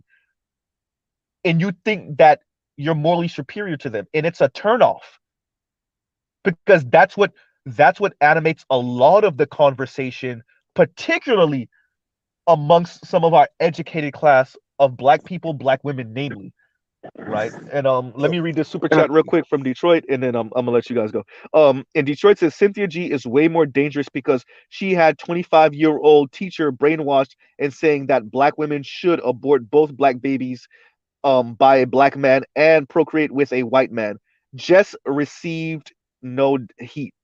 Well, like Wow. it's well, like I said before, again, Hmm. it's according to them, only straight black men could be minstrels. Yeah. There's no such thing as somebody who's in the alphabet community or so-called black woman being a minstrel, because again, in their eyes, that's just a quote unquote survival tactic. I call it infantilized negrophobia. Yeah. If you could make like an academic term for it, that's Yeah. pretty much what we've been doing to them for the last. Infantilized negrophobia. I like that. Oh I like wow! Yeah, that. I need to keep yeah. Put that it one, in the bro. book. No, seriously, no, seriously. I already said it in Discord, but that's Yeah. pretty much everything that we're doing. When Doctor T talks about, all these like misandrous talking points or whatnot. Again, it's all of its infantilized negrophobia. And Hmm. it's been like that, since the beginning of the It's been like that over the last few centuries. You know what I mean? Hmm. At the start of European colonization of the Americas, but it's gotten worse and it's intensified over the last 56 years, especially after the Yeah. second wave feminist Yeah. argument. Okay, that's Yeah. pretty much all that we're describing is infantilized negrophobia. And the reason why it's such a shock to people is because, again, it goes unchecked. You Well, know, are you really we're men? just now Are getting, real quick, Big we're Kev, just, I'm sorry. Go ahead, Len, please. I'm cutting you off, even though it's my turn. Yeah, go ahead, go ahead. Finish. I'm gonna. I do that sometimes because I'm afraid I'm gonna forget, but I know I'm not gonna forget this point no, because it's man, really good. go ahead and make your point. Go ahead and make your Okay, point. so the I don't think this I bring up things like this not being particularly a black woman thing on purpose. I think once again when we speak about European conquest, I think the schism in women of color who saw white men come into their respective environments and beat the men, even though it was mainly because of superior technology and organization. Mainly, that's that beginning end, right? But they put so much else on it that Actually, no, not really. you think, okay, well, let me Well, land with that before the Go Well, ahead. correction. Let me land with that before the correction. So they put so much else on it, and I think what ended up happening is now, for many women of color around the planet, they just can't see their men as men. They like they can't see them as men. They can't see them as air quotes leaders because in their man when they think in excuse me in their mind when they think of class when they think of class, when they think of power, when they think of masculinity, when they think of men, they think of white men. And I think even okay, whenever you see, here's something to think about. Whenever you watch a movie and they're portraying any type of nobility, royalty, any aristocracy, what type of accent do those people have no matter what color they are? British. Thank you. No matter what color they are, no matter what era they're showing or they're portraying on this movie, on this television show, it's some goddamn British accent. They could be Indian, they could be East Asian, they could be white, like some old school white from wherever. They could be Middle Eastern, they could be in. It's always a British accent.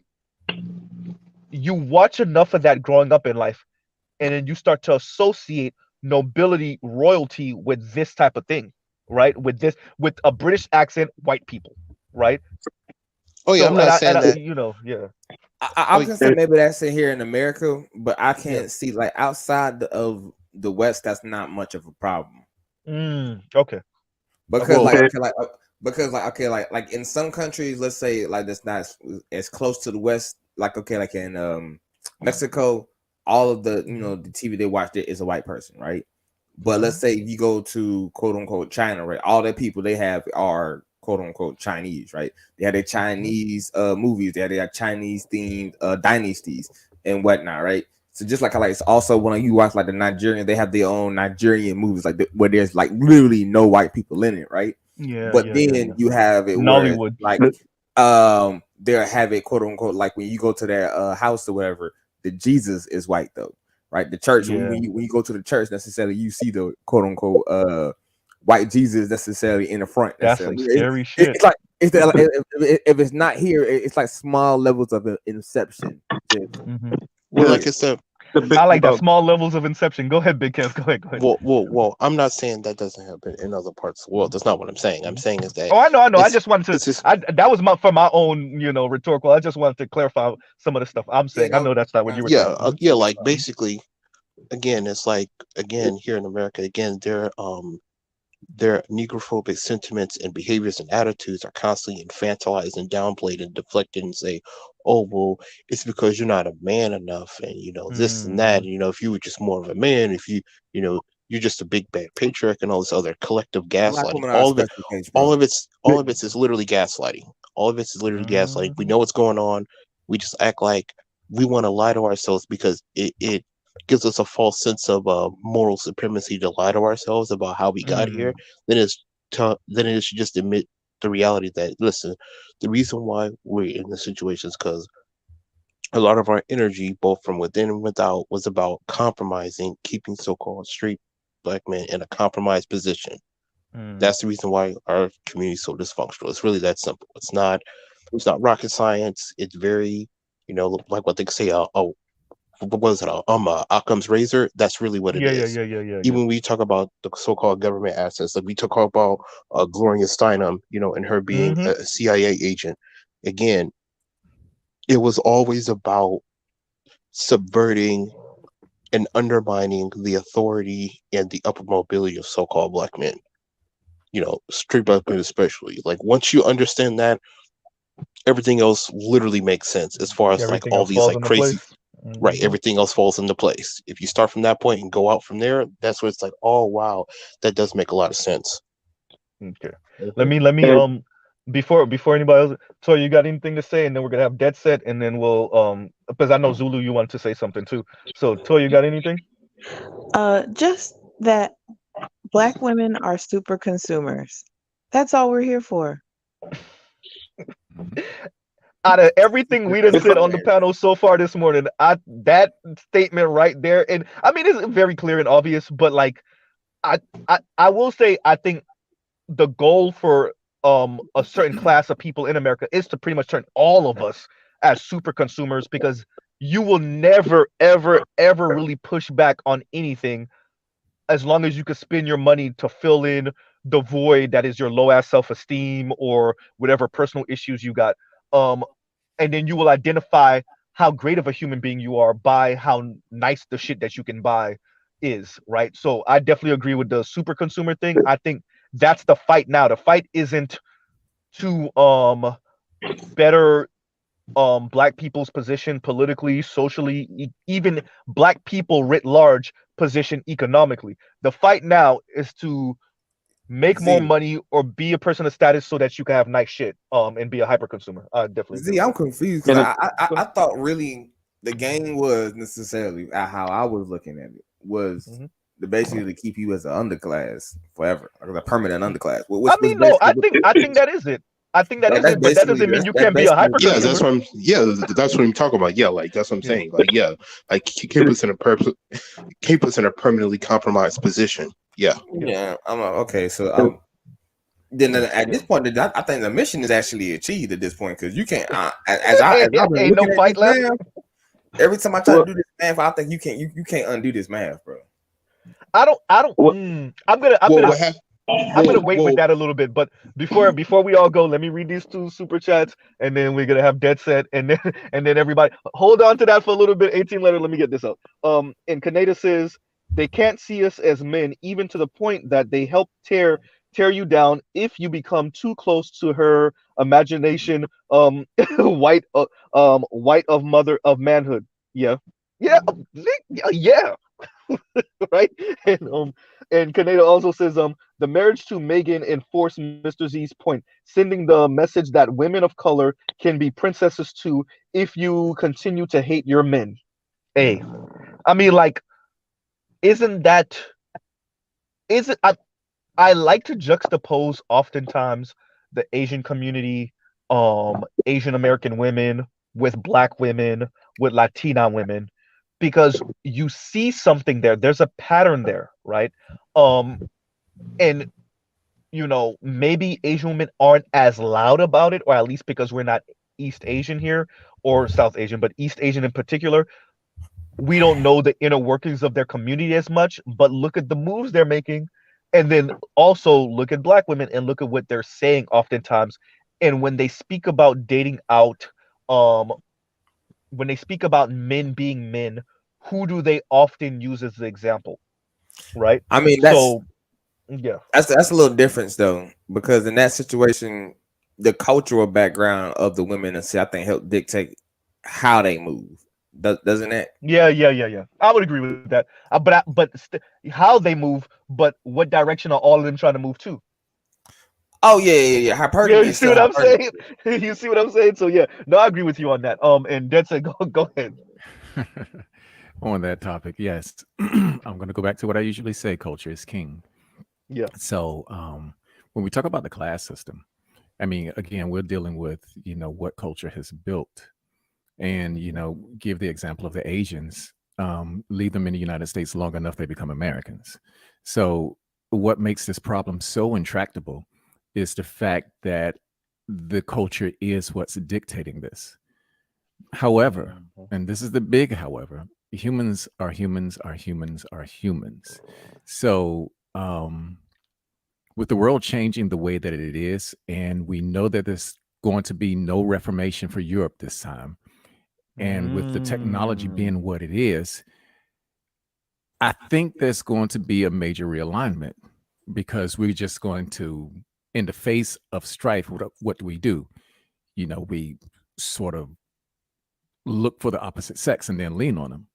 Hmm. And what we expect, I expect women to, especially black women, to go ahead and do that because that's what they're used to doing. They're the consummate Yeah. survivor, so they will do that Hmm. with any man if it comes down to it.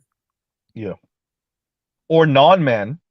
Well, I mean, non-man, I would. Yeah. Well, that depends. They Yeah. would let's say if we like when it came to danger, Non-men is No, sort of no, no. If it's physical danger, yes, you're 100% right. right. But if it's just like, and I'm saying, I can't believe I just said just. But if it's just financial strife, oh, in any Anybody will do. paymaster or kind of sort of paymaster will do, whether it's a same sex, whether it's whatever else is part of that alphabet. But yeah. So I definitely see them just. And look, I need to get down with somebody program because I'm out here struggling. Yeah, Yeah. I definitely see that happening. I definitely agree with you on that. That yeah, yeah. And the part about Europe, I agree with that because I don't see where they go from what they're in now. Number one, Mhm. number two. Don't forget, every time Europe got an issue over the past, I don't know, 5 centuries, everybody else got to feel the shit. So right. So um, yeah, that's Yeah, kind of it was just frightening. That's over kind the of last frightening. 5 centuries, however, it's like every time there was an issue in Europe, the Hmm. center of economic power just shifted somewhere else in Western Europe. Yeah, And that was yeah. what all the Reformation was. There is Hmm. no place for it to shift to now. And that's going to have a great impact on the world. I don't know, man. Well, yeah. I don't know. As I'm looking, I think Europe is just basically was on a slow grind, to nothingness. Well, I that's what we're mean, saying. what was it before? I mean, Europe is like a frozen Iceland place that, tundra. like, yeah. If it wasn't for the exploitation of other places around around the planet, what would Europe be now? I don't know. So the question would be, what do you think is what actually going to I'm be the just next? saying. Well, actually, we already know where the next economical hub is going to be. Yeah, So the yeah, question yeah, is, yeah, yeah. So what do you Yeah. think it's going to be? well, Africa. obviously China. Yeah. I I think mean, I think I don't I think it's gonna be Africa because I think the US is doing I think the US is doing a bang up job at sabotaging China. I think we might have overblown China's rise a little bit. I'm not saying it might not get there. I'm saying maybe just I would say increase your skepticism of them reaching this position just a little bit, no, right? The Because reason I'm the saying I this, reason I'm don't gonna know say if they that will. because well, Mhm. let the me only just reason kind I'm of gonna say say our only reason I'm gonna say no to that is simply because it's Okay, so Zulu and then like, better you. Go ahead. right, is because China's already in the position. Like I Hmm. really believe like they already are technically in the position. They have all the things they need to be in the position. Right, all they got to really do is just pretty much dethrone the America at this point. So I mean, Mm. so like even China, they have to build the roads. They have to build the what is it, The 24-hour electricity. infrastructure. They don't have Yeah. that yet. Like these are things You're they're right about still that. trying to get. So Well, PK has a comment to that. So let me read his first comment that I want to read. And he says, shout out to the Lewis Powell memo. That's when we were talking about consumerism and capitalism and all that other stuff. And he says, shout out to that Lewis Powell memo. A lot of the agendas overlap now. I mentioned it last night. Damn, I wasn't there for that. Yeah, damn it. And then PK also says, I think ultimately, and this is going to what you're saying, Zulu. I think ultimately neither Africa doesn't have enough time and China won't last long. Yeah. And it's funny because me and my barber, my beard barber, because y'all remember, Mr. He doesn't have any hair. Me and my barber were talking I'll about lend this you the some hair, other bro. day. What's that again? I'll lend you some hair off the top of my Right? head. Hey, I remember my mom saying like, if I I don't be doing could, I that. would give you my hair, and it was the funniest thing in the world. When I would thought that shit was same here. hysterical. Same Nah, here, it man. hurt my heart, I've bro. been locking up for 7 years, man. You have some of mine. Right? I keep playing, So, bro. Like, but I'm gonna do you like how you black know. women do you, bro. I'm gonna take you and strap you down, bro, and take your No, hair, bro. bro. Hey, I'm very comfortable being bald now. The last thing y'all gonna see me do is take a flight to Atlanta so I can get them hair hats put Hey, on my bro, go tell Atlanta to get one of them hair hats like me, bro. dog We that can work shit, them together, bro. bro. When I first saw them sew it, like let the dude grow his hair out a little bit, his George Jefferson, and then they sew in the missing hair part, and it looked dope. But I'm like, nah, bro, you doing too much. I'm not Hey, there yet. bro. But going to what PK is saying, so me and my barber was speaking about this, and he was like, "Do you truly believe that China has a situation with its population where um they're slowing down?" And I'm like, I kind of believe it, although I wouldn't be surprised if this is like some 3D chess, mislead the US, mislead the rest of the world so they could think we're weaker than we actually are. I wouldn't be surprised by that, but I also wouldn't be surprised by the fact that they were actually lying and inflating their population numbers on the other end to puff up their chest and make themselves seem more formidable than they actually are. I wouldn't be surprised either way, to be honest. But China's not Right? I alone mean, but either. but their population is everywhere though. Like just like India though. Like the Indian population is a little bit of everywhere, bro. Can I Everywhere. get Yeah. in on this? Go ahead. Go ahead. So Well, actually, Toy, I'd said better you, but you know what? Better you, women privilege Ladies first. and senior privilege. So you will, yeah, right. We're gonna let Toya go, and then better you for sure. Go ahead, Toya. I'll Vagina be power. I'll be quick. Right, I'll be quick. it's true. So I Okay. think that Africa is going to have a leg up in this argument simply because major corporations here in the US are taking stake there and seeing it as the final frontier in terms of expansion. So Yeah. a major corporation that I used to work for put in quite a bit of money to start industrializing an area and bringing banks and infrastructure into an area in Africa so that they can have a new warehouse facility just for a warehouse. So I think that that's where most people are going to start spending their money, the last bit of wealth that American corporations have, and throwing it there rather than China. And that's where China's not going to be able to compete. So in other words, here's something. It's it's is it's America trying to head off China because China's been dumping money in Africa for what, a good decade Right. and a half, 2 decades. So like it's America saying, "Oh, wait a minute, we're not gonna be out of the Africa colonization 2.0. We're not gonna miss this train." So yeah, I can see that. I can definitely see that. Let me read this real quick, and then better you got it. Or unless you were you finished, Toya? Yes, Hello? that's it. Okay, okay, Thank you. okay. And Canada says America is winning over the women of the world using the internet.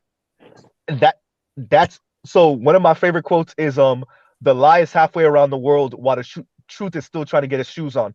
And so the internet definitely allows for us to have these type of conversations and get our minds right, but it also allows for the lie to spread so much faster and sometimes even be more potent than pretty much any time in history, in human history. Like I'm trying to think of a time in human history where information could be disseminated this fast. I can't think of any time, right? So Soft power, yeah, I bro. definitely agree with Kaneda with that. But let's let Better You go, and then Zulu, you got next because I know you were trying to say something. Go ahead, Better You.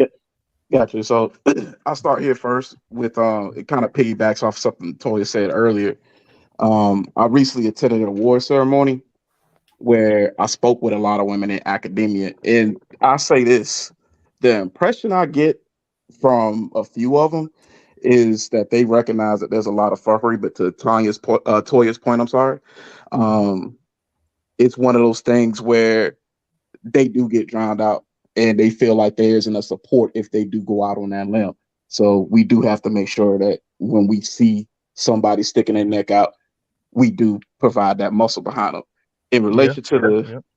the geopolitical point, China's out of time. Their population Mm, is aging rapidly, and we have seen this pattern happen with several economies post World War II, most yeah, notably with the Japanese. Because yeah, in the 80s, it was like, yo, Japan is coming, Japan is coming. And the yeah. same thing happened. They got old really quick and they stopped fucking.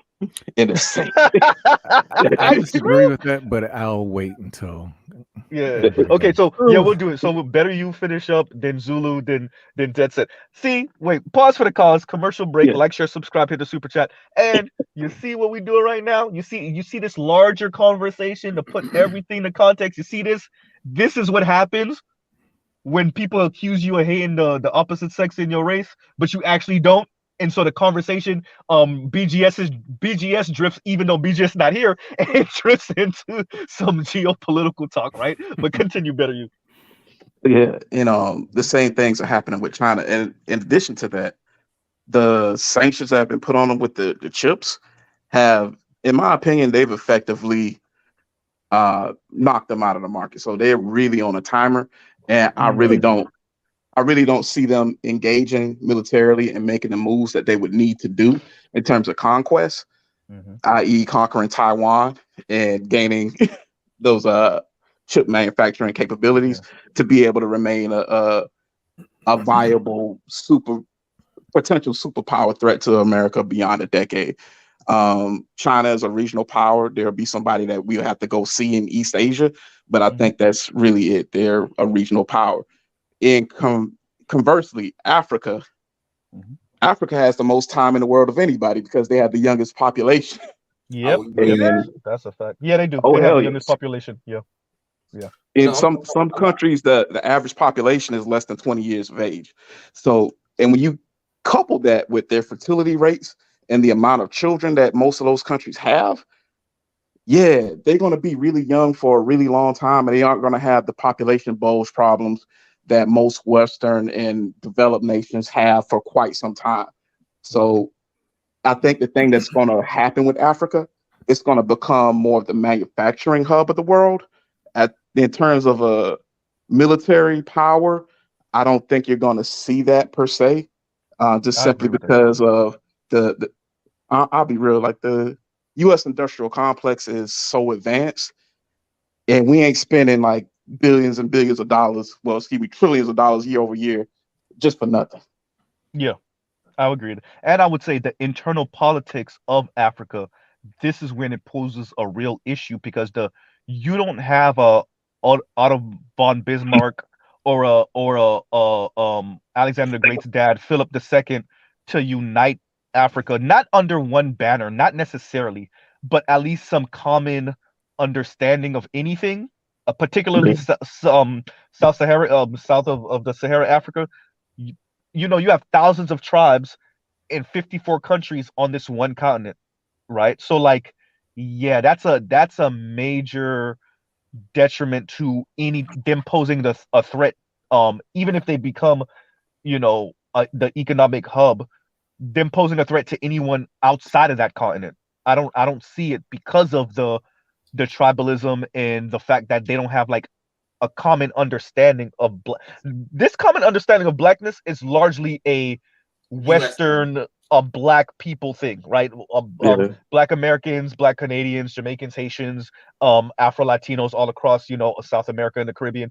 Outside of the West, niggas don't think like that, right? So like, yeah, and because they don't have that immediate outside pressure, that doesn't mean Europeans aren't pressuring them because they don't have that immediate outside pressure. And as they get richer, that pressure will loosen. I don't see them being a threat to much of anyone off of the continent. I think just like Europe, they will spend much of that money going to war with each other on some shit, right? So yeah. And better you finish up, and then I think it was what Zulu, and then It, Yes. that's it. Hmm. I'll hedge what I say with this. Hmm. I don't see them being a military threat to anybody outside of the continent, Hmm. unless because we as black folks do tend to be very ingenuitive when we don't have certain things. Hmm. Unless we make some quantum technological leap, like something like, say, for instance, that was world changing, like makes the semiconductor obsolete type of deal. If something like that were to happen, then oh yeah, it'd be something to watch out for. But I don't know how likely that is. I don't think that's very likely at It's this point in very time. likely. But It's actually very. I mean, actually, when you blow the plan up and look at it, or look at the chessboard like full picture, that's actually the kind of the issue where the other nations kind of are looking at because when China became the manufacturing hub of the world, right? What happened after they had technological boom after that happened, right? So that's an automatic happen when you're making majority of the world stuff. When you're making majority, when you're the company or the country that's making all of that stuff, you have to have the people and the brain power to manufacture these things and keep these things coming out. So eventually, when you learn the material, you start applying it to yourself. If you're already making the stuff and you already have the material there, and you are the finance, or you already what is it, the most resource rich continent on the planet. It's only about a amount of time before you hit your let's say that your what is it, technological peak, or whatever you want to call it. So that's Well, really what the issue is. well, the thing to keep in mind with that, most of China got a lot of their stuff by stealing it from us and Russians. What I was really referring to in terms of technological leap, not so much advancement, but overtaking, like Yeah, that's somebody what not I'm saying. having a gun and creating the gun out of nothing type of deal, versus catching up or getting something marginally better than what other folks have. I meant something like makes guns obsolete because this thing is that damn fire. It wouldn't even need to do that. Plus, it just has to be way more effective than what you can do. And I can necessarily have more of it than you can have more of it. Then yeah, that's all you really need if you're talking about, like, sadly, conquest. If you're talking about that type of mentality. But yeah,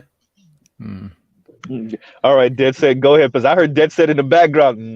Dead Set the No, oldest out of all of us, so he was like, "Dude, I really listen to these kids and their no, I'm theories." not Go thinking ahead, Dead that. Set. I know, Wait a minute, I like how I'm, old what. is I'm Dead fucking with you. Set? Go ahead, Dead Set. How old am I? I'm Yeah. 51. Oh, okay. Oh, I forgot. How you been, Dead Set? My bad. I'm I all right. forgot about you. How you been? I'm doing good. Oh, Z, The I'm sorry I Wait, stole wait, your card, neighbor, British, but I neighbor. have to Wait, replace Dead them. Set, Dead Set. Go Go ahead. ahead. And then neighbor. the reason why I don't think Africa is going to really be in anywhere close to being in some type of hegemonic state is because they don't have the history of it. If you want to see what any nation, country, or person is going to do, look at what they did in the past. Africa just doesn't have those chops. I mean, it had those chops, some millennia ago, but in the modern world, it's never had it. And so I don't see it culturally getting to that point.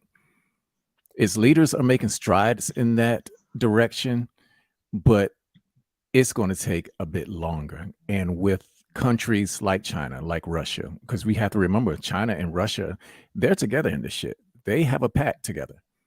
So it's not China alone, but even the United States, who have that history of, gaining hegemonic power in a very short time.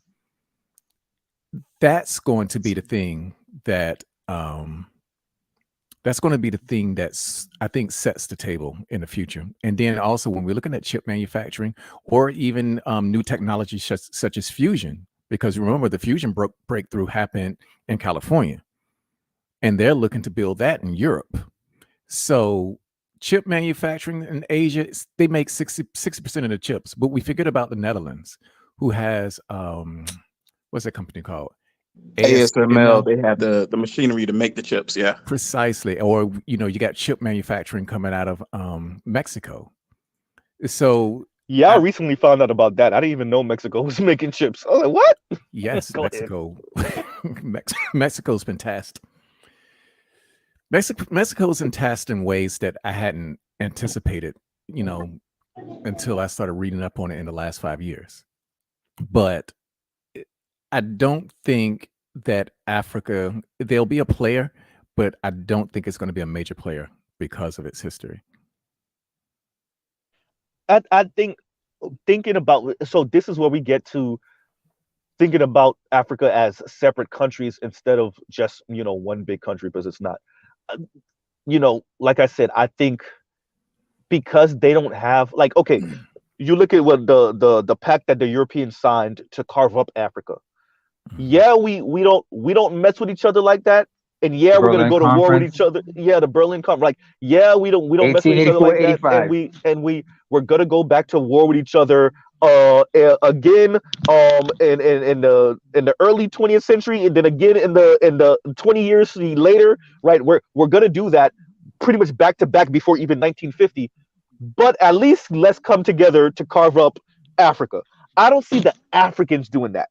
Precisely. Right? I don't see them coming together because I mean, like, Gaddafi told them, like, hey, we should do this, and then whatever, and then they let him get murked, right? Like, so I mean, I don't see those same people coming together as a continent. And remember, we're talking about 54 countries. This is not, 54 countries, this is not 10 countries, 5 countries, 7 countries, even 20. This is 54 countries, right? And even if we take out the Arabs and stuff in the north, you still looking at what? 30 some odd countries. You Ugh, got, like you first know, of like. all, you've got Well, like well, you've got groups like, Wait, first wait, of all, wait. like Dead said, were you done before it never Well, goes? yeah, I wanted to sum it up with this. Okay, go ahead. And then Any Namer type after of you. After any that. type of hegemonic power has to be backed by military might. There is no way around that. So, and that takes Africa off the map altogether. Yeah. Exactly. Let me read this real quick, and then and then Namer, and then Zulu, and I know was that PK that just jumped on here? Okay, so let's do this. Canada says we need a leader in Africa that preaches self-reliance, the need to move towards autonomy. Yeah, yeah. But like once again, uh like who you wh- had someone like that back in the 80s in what is now known as Burkina Faso in Mhm. 1983 to be exact. His name was What Captain nation do Thomas we have? Sankara. Thomas Sankara. Hmm. Yeah, He they was shot him, bro. talking. You want me to finish this or what, Zulu? Oh, go ahead, Namer. Go ahead, and then Zulu after that. Look, we all are impatient and trying to get our points across. But yeah, go ahead, Yeah. Namer. I know Namer ain't getting on Zulu for cutting people off. Not you, I Namer. do. I'm just Hey, I'm saying. a hypocrite like that motherfucker sometimes. But then again, I apologize for stealing your carburetors while I'm at it, but I have to replace them. You don't know how to take care of your own goddamn engine.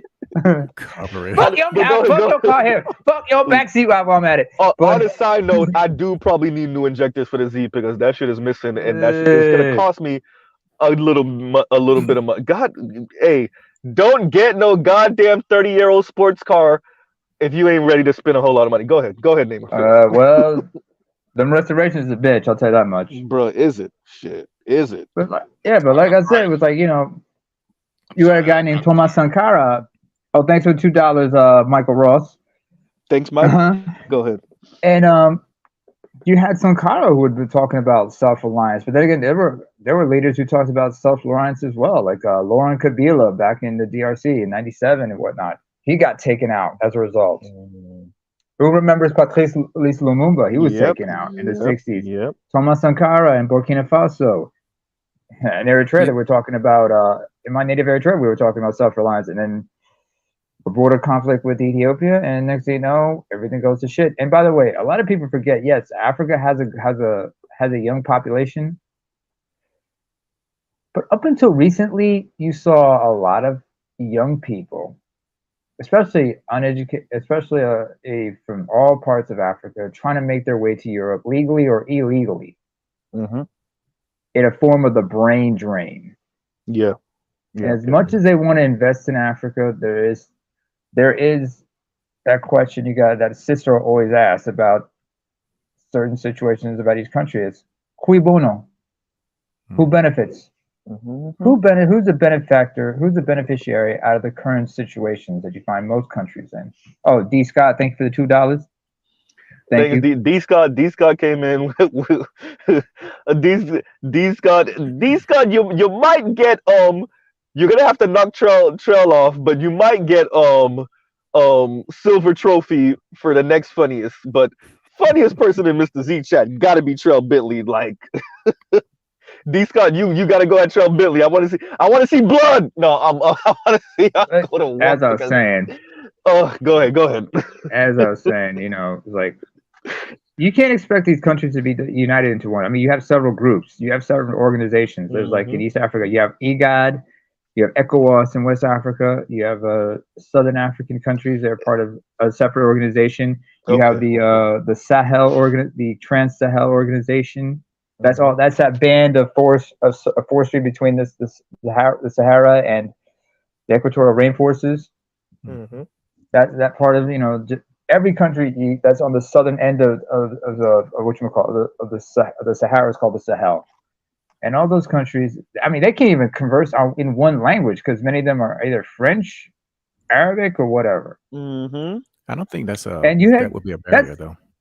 Yeah, that can be a linguistical barrier. Let me take for example, Angola and Mozambique. Right. If they try to get into, very few when they try to get involved in, yes, there will be blood. Well, No, what I'm saying is that language should not be a barrier because I mean the Not in the Europeans spoke it 21st all. century. no, Yeah, well, yeah. it is in a bit because understand, like, take for example Angola Okay. with most of its Southern African neighbors, or Mozambique for that matter.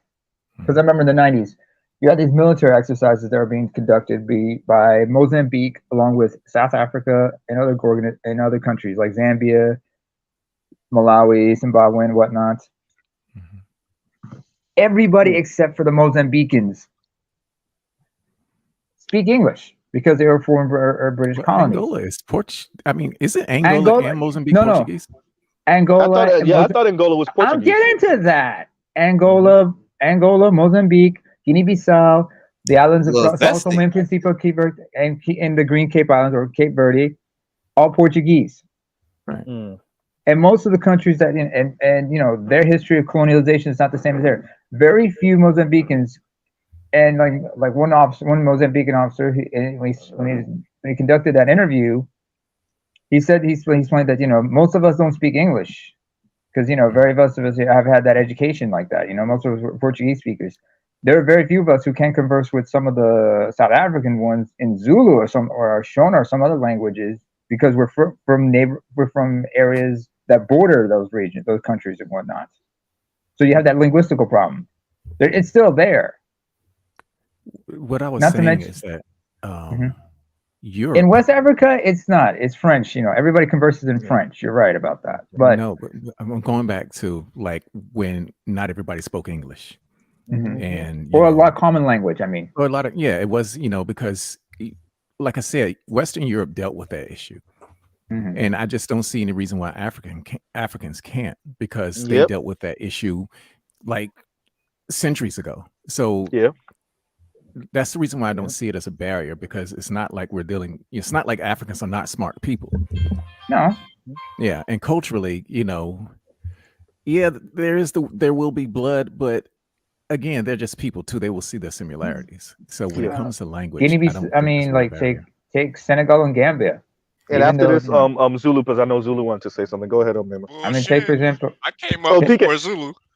No, Zulu was here, but he dropped. He got. I be getting dropped off, man. Like I don't.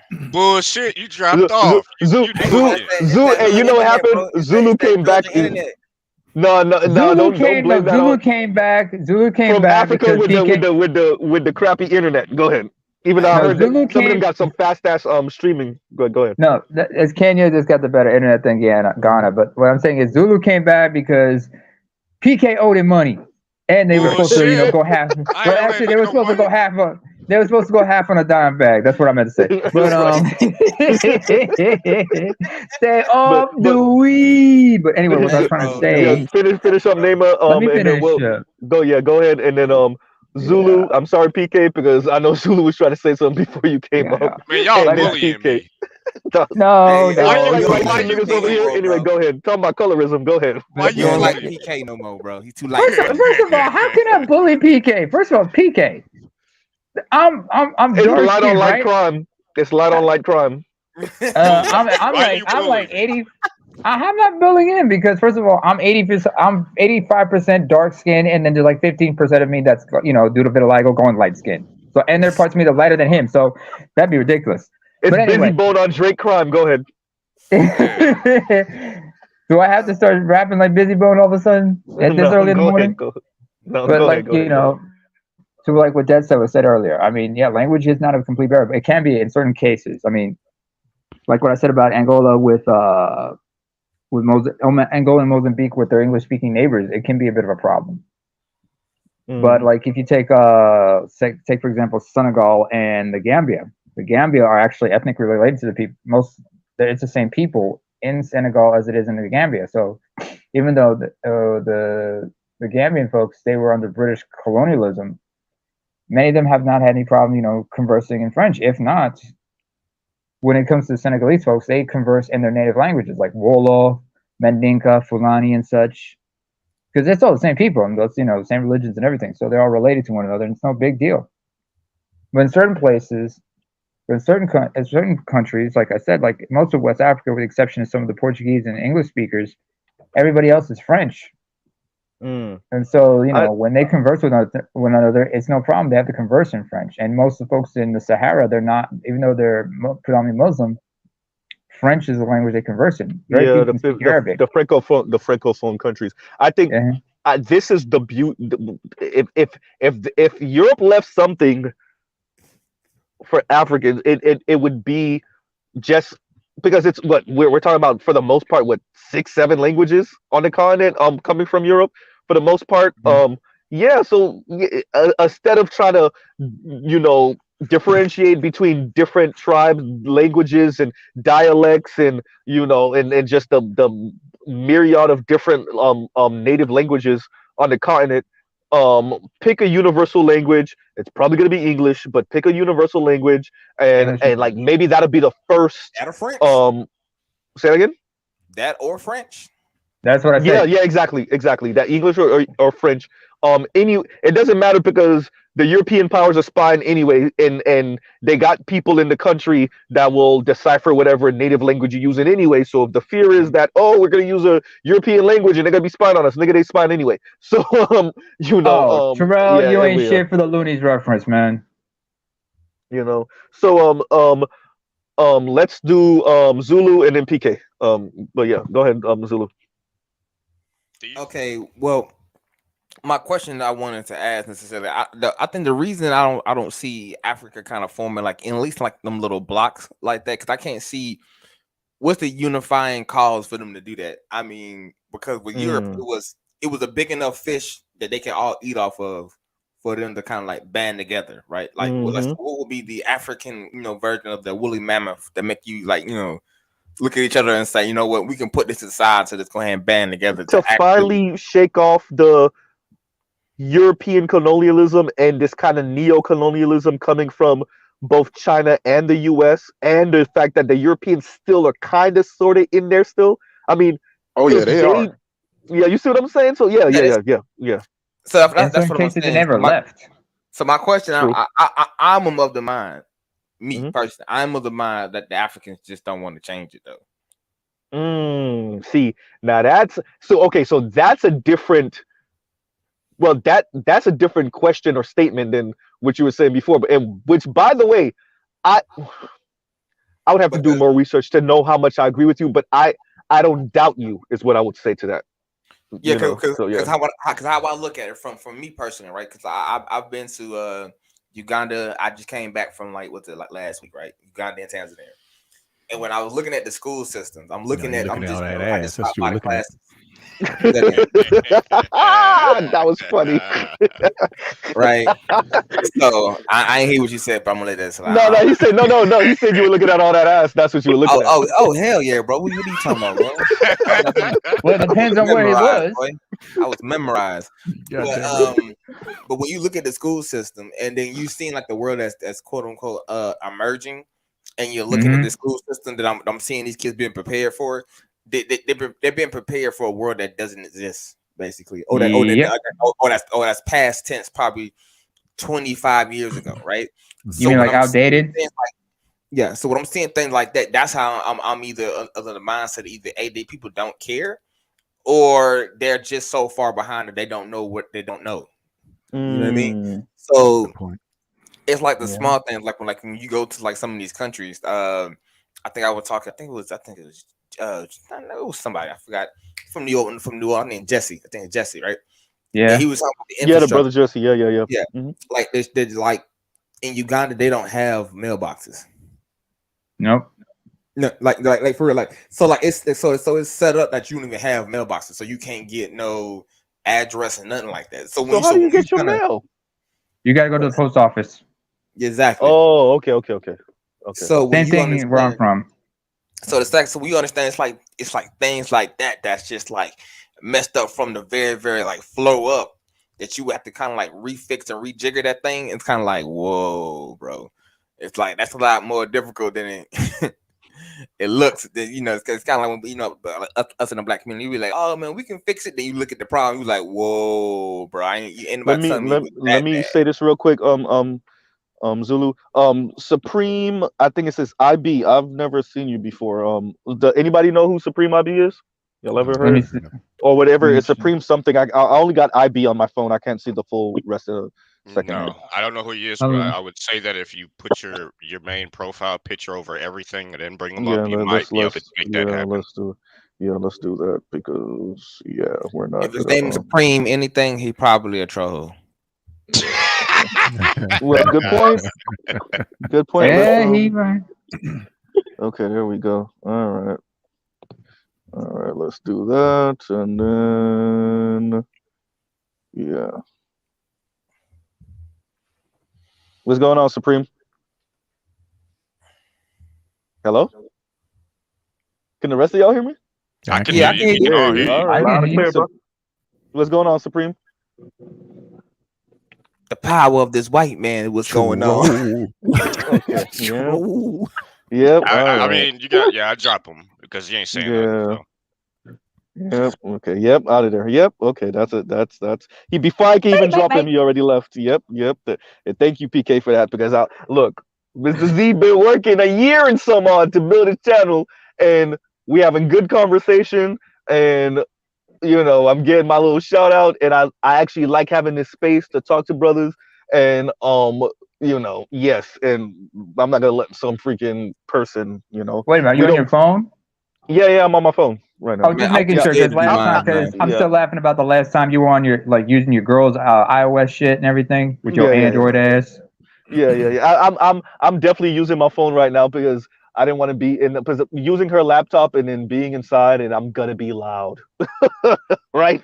Like, so We I didn't all want to wake her. loud. Plus, I started mad early. Like I started what 7 something, 6 Hmm. something, 6 something. Yeah, on Eastern time. So yeah, I would have. We just went to sleep because we watched Ant-Man last night, and then we Don't came home spoil and it. talked about it. And I'm not. We watched a bunch of reviews for it, and then we ended up falling asleep on the couch at like I don't know 3 o'clock in the morning or 2 something or whatever. So yeah, so Aww. she's getting sleep, but Mr. Z, because I don't sleep anyway, not healthy. I don't suggest it. I mean, no rest for the Yeah, weary, bro.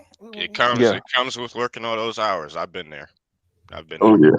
yeah. yeah, man, yeah. So who Zulu? You were speaking, and then I think what Det said. Oh no, Zulu finish up, and then PK before PK have a conniption out here because we ain't let him talk yet. Yeah, Right? yeah. PK was Loose. You want PK? Go ahead, PK. Go ahead. Go ahead. I appreciate it. I mean, Mhm. so there's a lot of talk of Africa being the next global superpower or China being the next global superpower, and I think that would have been a lot more interesting prior to the climate change discussion. Uh, these things coming to fruition isn't really. It's not useful to talk about it in the way that we do now, knowing number one, that if we actually want to believe that climate change actually exists, and I think there's enough evidence to say so, right? I would argue that, at this point Mhm. in time, this is a thing. Okay. Uh, what? I would Really? say, so, yeah. And Tread with that carefully. being, Tread carefully, because now you messing with our car talk. Hold on, hold on, wait a minute, wait a minute. Can you Trying to take us off change of the punishment figment of your though? imagination, brother. Right? so with that, with that being the Better you. case, Oh, Z, Go can ahead. you take down the what is it, the play rail, please, so they can see our face? Oh, give me a second, so I could actually, Yeah. give me a second. but in Yeah, but keep on terms going, PK. Mhm. in terms of Africa or China being the next global superpower, like Mhm. on what scale is the question, right? Because when we're talking on the scale of, Europe post pre-America or America, like the likelihood of that is so low it's not even funny. They would have basically had to already been on this train by fucking 2040. Yep. That's the time gap. You have to be there by 2040. And if you're not there by 2040, well, not if you're not there, but when you get there, let's say they do happen to get there by 2040, it'll be extremely short lived because you only got about another fucking 60 years at Yeah. best, Hey, bro. right? I don't So, So need in it other isn't words, it isn't it isn't likely that this will pan out in such a way that Africa or China will be able to sustain themselves as a global superpower and be able to feed off of other systems the way that America and Europe has benefited. It's just not it's not going to go that way. I mean, So they're actually looking to industrialize as our nations are going post-industrial. Like yeah, yeah, it's yeah, not, yeah, it's yeah. not, Good point. it's not That's even a actually a really fucking good point. competition. There's no way. There's no way that these countries and they're actually looking to industrialize in the same exact fashion that the West has. None of Yeah. this leads to good long-term outcomes. We already No, can see that's that. definitely true. I will So, I will say this. The way it's looking, and this is what Peter Zeeland would contest, um, or agree with better yet. It's looking like it's the US for the foreseeable future. Okay.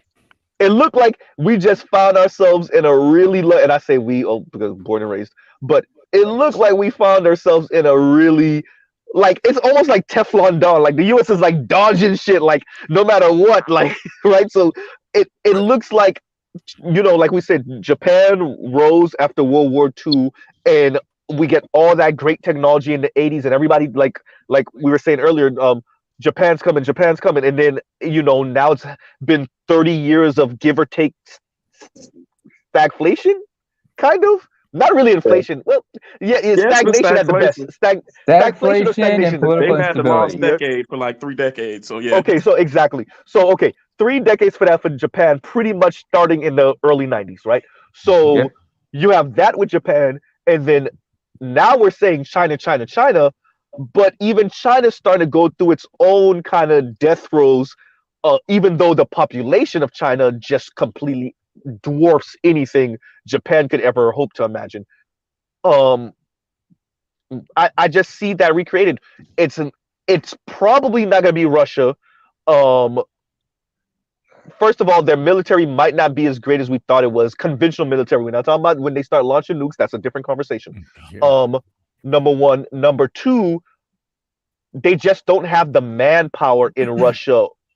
Their male population, right? We're like we talk about everybody else's birth rate. Russia's birth rate isn't exactly looking spectacular either, and they're Uh-huh. about to maybe throw 500,000 or so, 400,000 men into Ukraine, right? They They're have a already at high what, death rate as 100,000? well. Say it I again. mean, so they're male. They have a, like, we talk about how many men are, like, self-deleting themselves in the states and everything. Yeah, Look yeah, at they what's got a going on in Russia. huge You got problem. they got a huge problem with alcoholism and everything. yeah, Men die at a high. Men die at an earlier age than women over there, especially when it yeah. comes to things like alcoholism and everything, No, because that's they everywhere, but I drink get it what you're saying. themselves. Yeah, yeah. No, but alcoholism is a huge problem in Russia and the former Russian Soviet Union as well. So So yeah. ultimately, like, The- if people are trying to project out, and I think there, like I said, I think there's a lot of, in a way, I think it's Afrocentric hopism.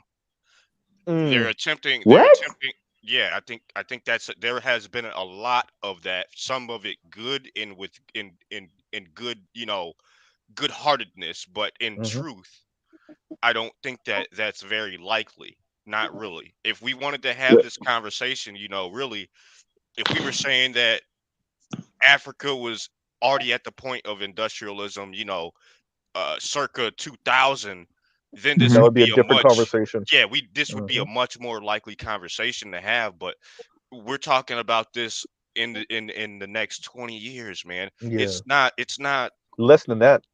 yeah, it's not something that can happen feasibly in today's era, like, because of how much farther ahead the West has gotten, even China has gotten, right? So Hmm it's not very well, likely.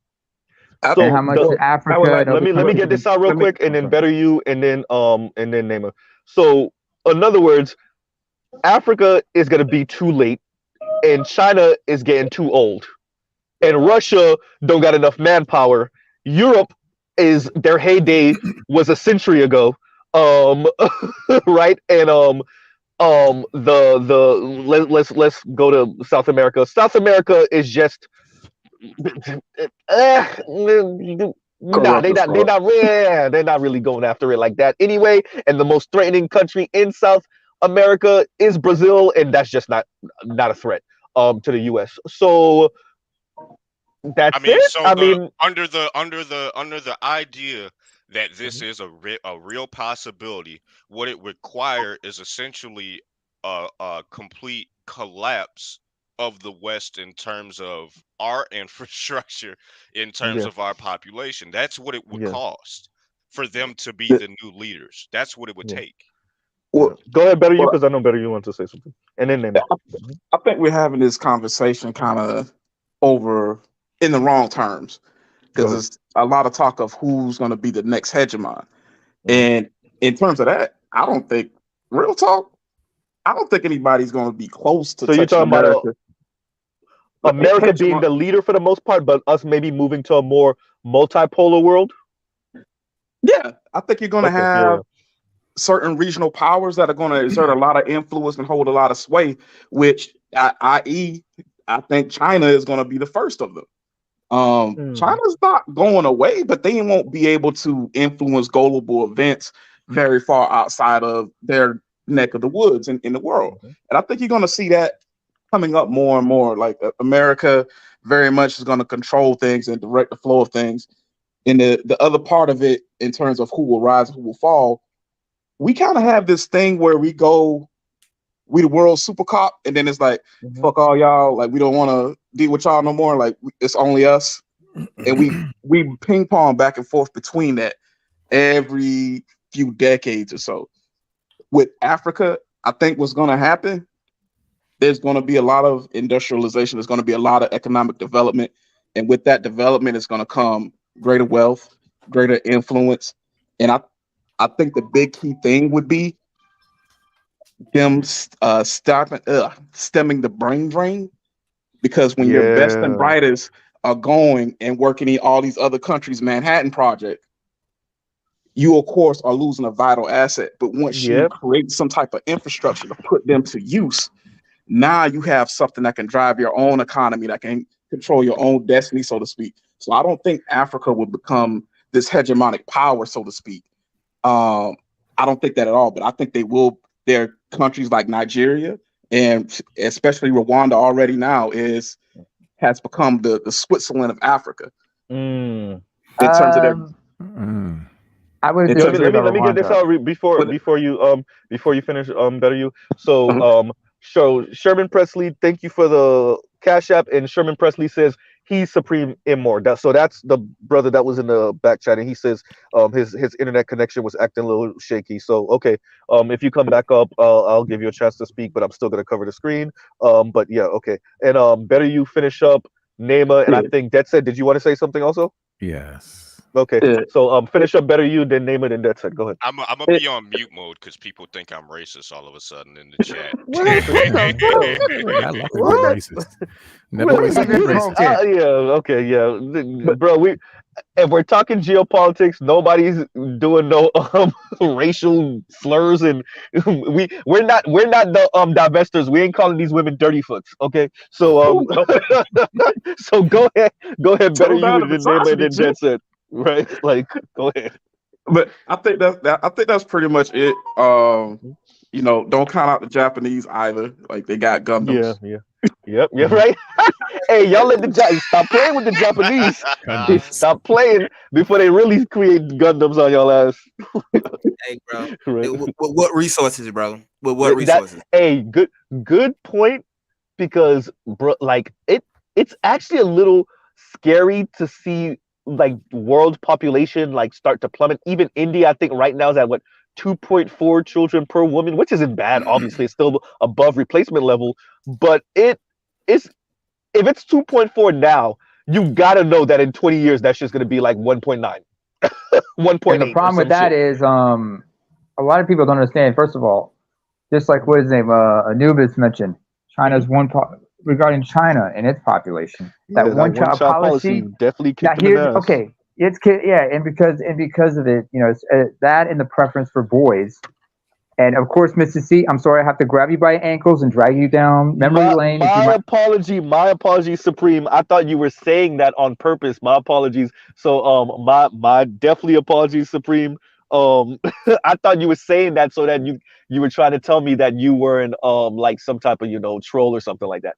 My apologies, bro.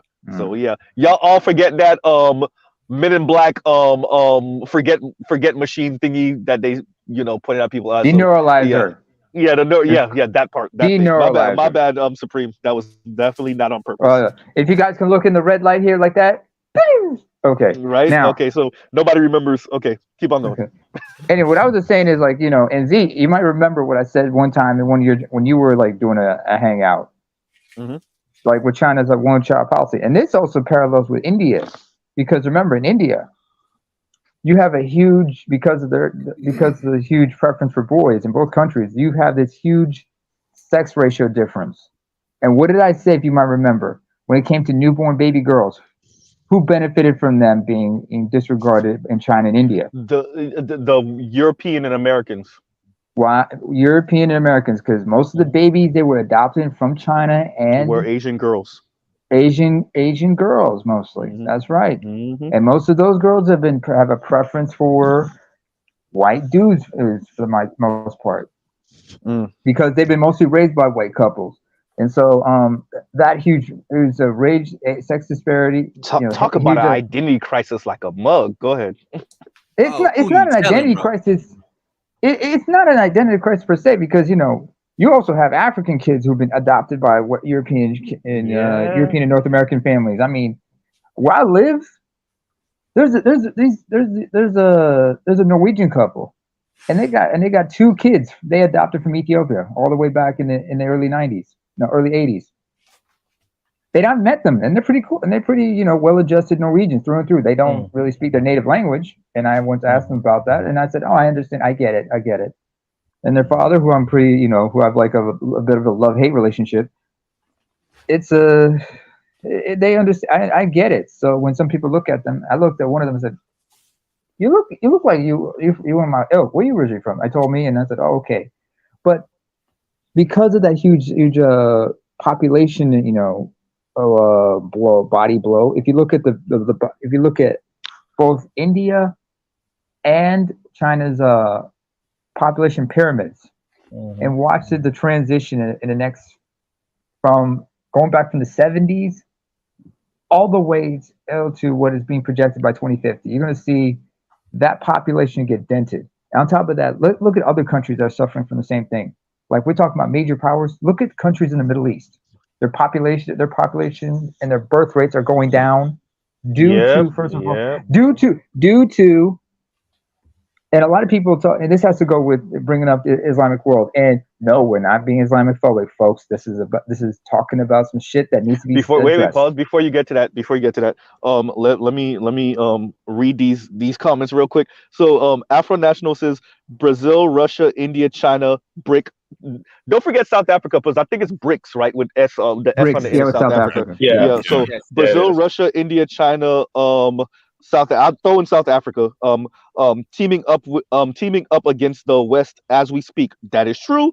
I don't know how well or effective they're going to be, but that is it's been highly effective, dude. Yeah, it's been pretty effective.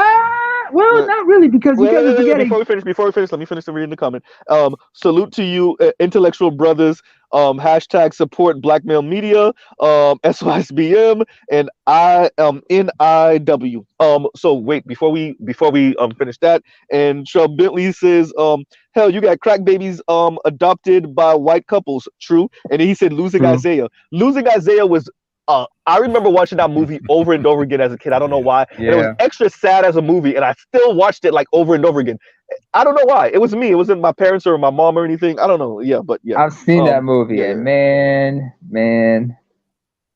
She that was not the only time she played a crackhead. First of all, Halle Berry. That is. Yep. Anybody remembers Jungle Fever? Yes, sir. Yeah. She's just playing a real life character, man. Like, hey, I thought it, PK. I thought it. Okay. But crackhead I ever seen. Hurry up and finish up so that Dead Set could go, and then we could keep the momentum going. Go ahead. Well, like we said, what you mentioned about BRICS and everything. First of all, a lot of people don't realize this, but China and India have their own personal rivalry with each other. They have their own geopolitical rivalry. So that's going to factor into how effective the whole BRICS is going to be. Cutting you off. Host cuts off everybody. Well, y'all see me be cut off everybody, including Roger on his own show. But talking about that, I know you heard about this, Namer. the fight up in on the mountains in China between India and China. What that was last year, Oh yeah, mid that's last year, serious. I earlier. heard about that. Yeah, They because they do that. No, can't. So they it's can't always have guns. Real quick, it's let me too give everybody dangerous the up there with backstory. guns. So they can't have guns in that disputed territory on Mhm. either side. So, Mhm. but a bunch of them made household weapons, and they literally beat the beat the crap out of each other to death Stone each on both other, sides. And sticks. India reported its losses. China didn't report its losses. So at least at this point, last time I checked, we still don't know how many Chinese have Yeah. passed away from that conflict. What that was last year or the year before? It was last year, but it was Yeah, last year. But that's not the only time they've had such an Yeah, they've been doing altercation. that for years. That's Yeah. yeah, they've been doing that for years. And yeah. and That plus, how shit's many Indian soldiers crazy. have died from exposure from the elements? Because Yeah, it's high up, you're yeah, prone to frostbite and everything. Not to mention not to mention how many Chinese can actually apart from English, how many can actually speak Hindi? How many of the Indian folks there can speak Mandarin? Not to mention yeah, but yeah, but if you think that's the only one, shout out to the Caspian report. Who's really big yeah, yeah, yeah, on yeah. I follow them too. Yep. Yeah. because if you think that because India has been setting up a counter to China's string of pearls and the Belt and Road Initiative Yep. or Silk I Road. do have one quick It's question. called the diamond. It's called the necklace of diamonds. Mhm. I do have one quick question. Necklace of diamonds. Okay, Yeah, that bring it shit's up, corny. Zulu. Yes, corny. Go. Do you think we can have like a black version of Caspian report though, man? Like an African version of Caspian report? Because That say I it think you again. could. Zulu, you just might have started your own channel on my channel, bro. Really? Y'all think nobody would want to do nothing like that though? Like, Nigga, Well, why yeah, not? but you can't. We You got can't. intellectual people that like this shit. I'm tired of having to go to white people to find out shit about the world. Okay? So any one of y'all want to freaking start one of these channels, and Mr. Z will be one of your first subscribers, if not your first, and I'll promote your channel on my channel. Yeah, bro, because I mean, yes, we have Phil and his that kind of spin off the African diaspora channel, and yes, we Mhm. have the brother home team that speaks about history. I'm subscribed to all of this shit. I'm telling y'all.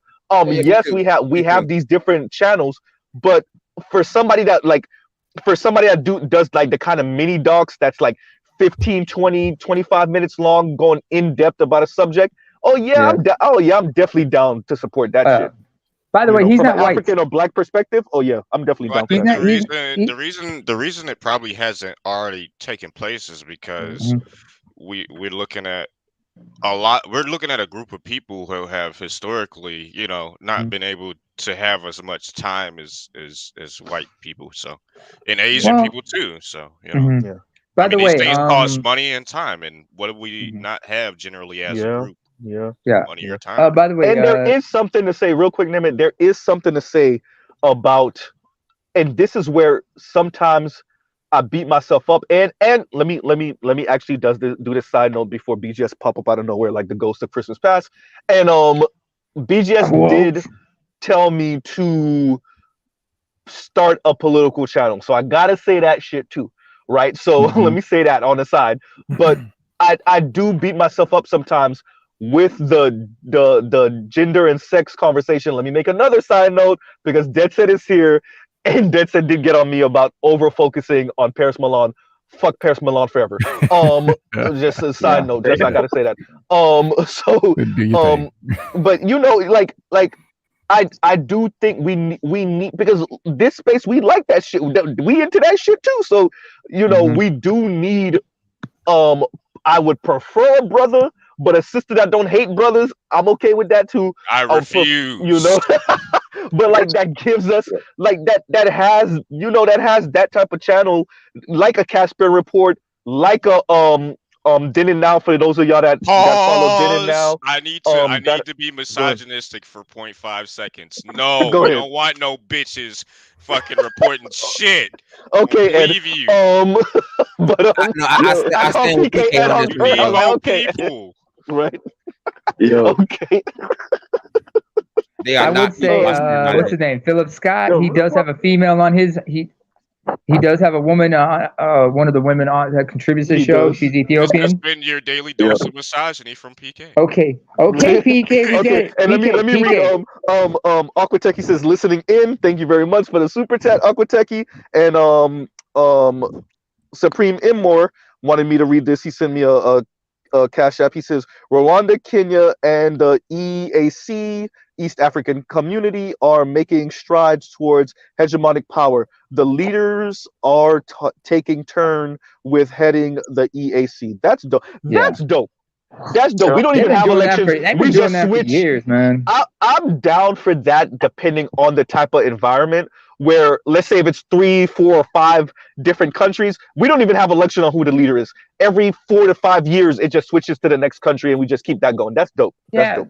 The thing is like, first of all, the Kashmir, as far as the Kashmir report goes, Kashmir report was right now is the reason it's called Kashmir report is because it's based in Azerbaijan, which co-signs the Kashmir report, and the people there, the guys are Azerbaijanis, they're not technically white, they're Turkic. Just like they're ethnically related to Turkish people. Let me tell you what every American just heard. White with some spice. Go ahead. Turkic, Central Asian Turkic. I mean, some people don't consider I'm telling you. Like, really, Americans really are those type of people. Like, you mean, if they didn't say white, they would have just said Middle Easterner or it's kind of funny. They really can't. This is the thing you got to understand, Nemo, about Americans. Black and white Americans specifically, they like either you're Middle Eastern, Indian, Chinese, or Japanese, and really they put everybody all of the East Asia is Chinese.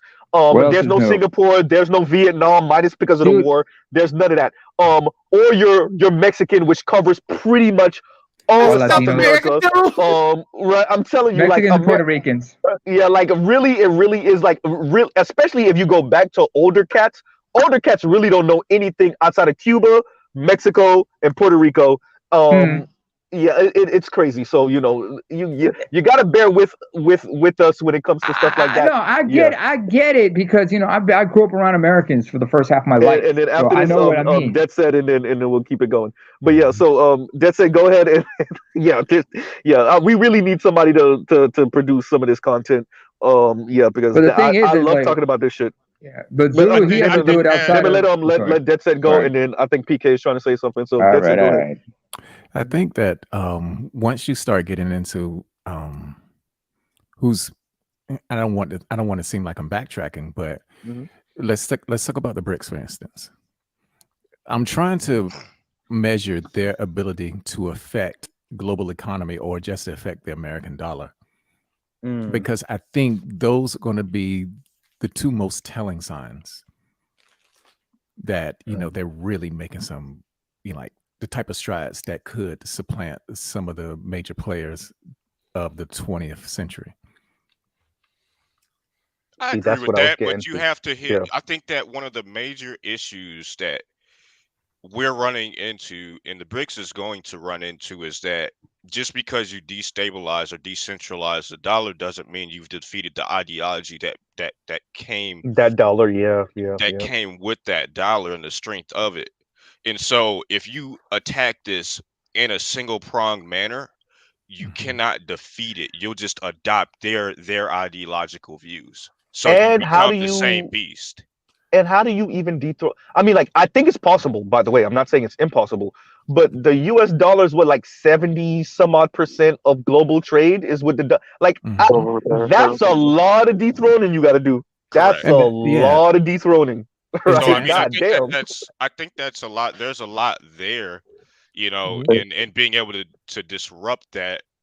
But I mean, like, what do you, in turn, 25 minutes, everybody, because Mr. Z got to take a nap in a little bit, so I can be up for that stream with goddamn,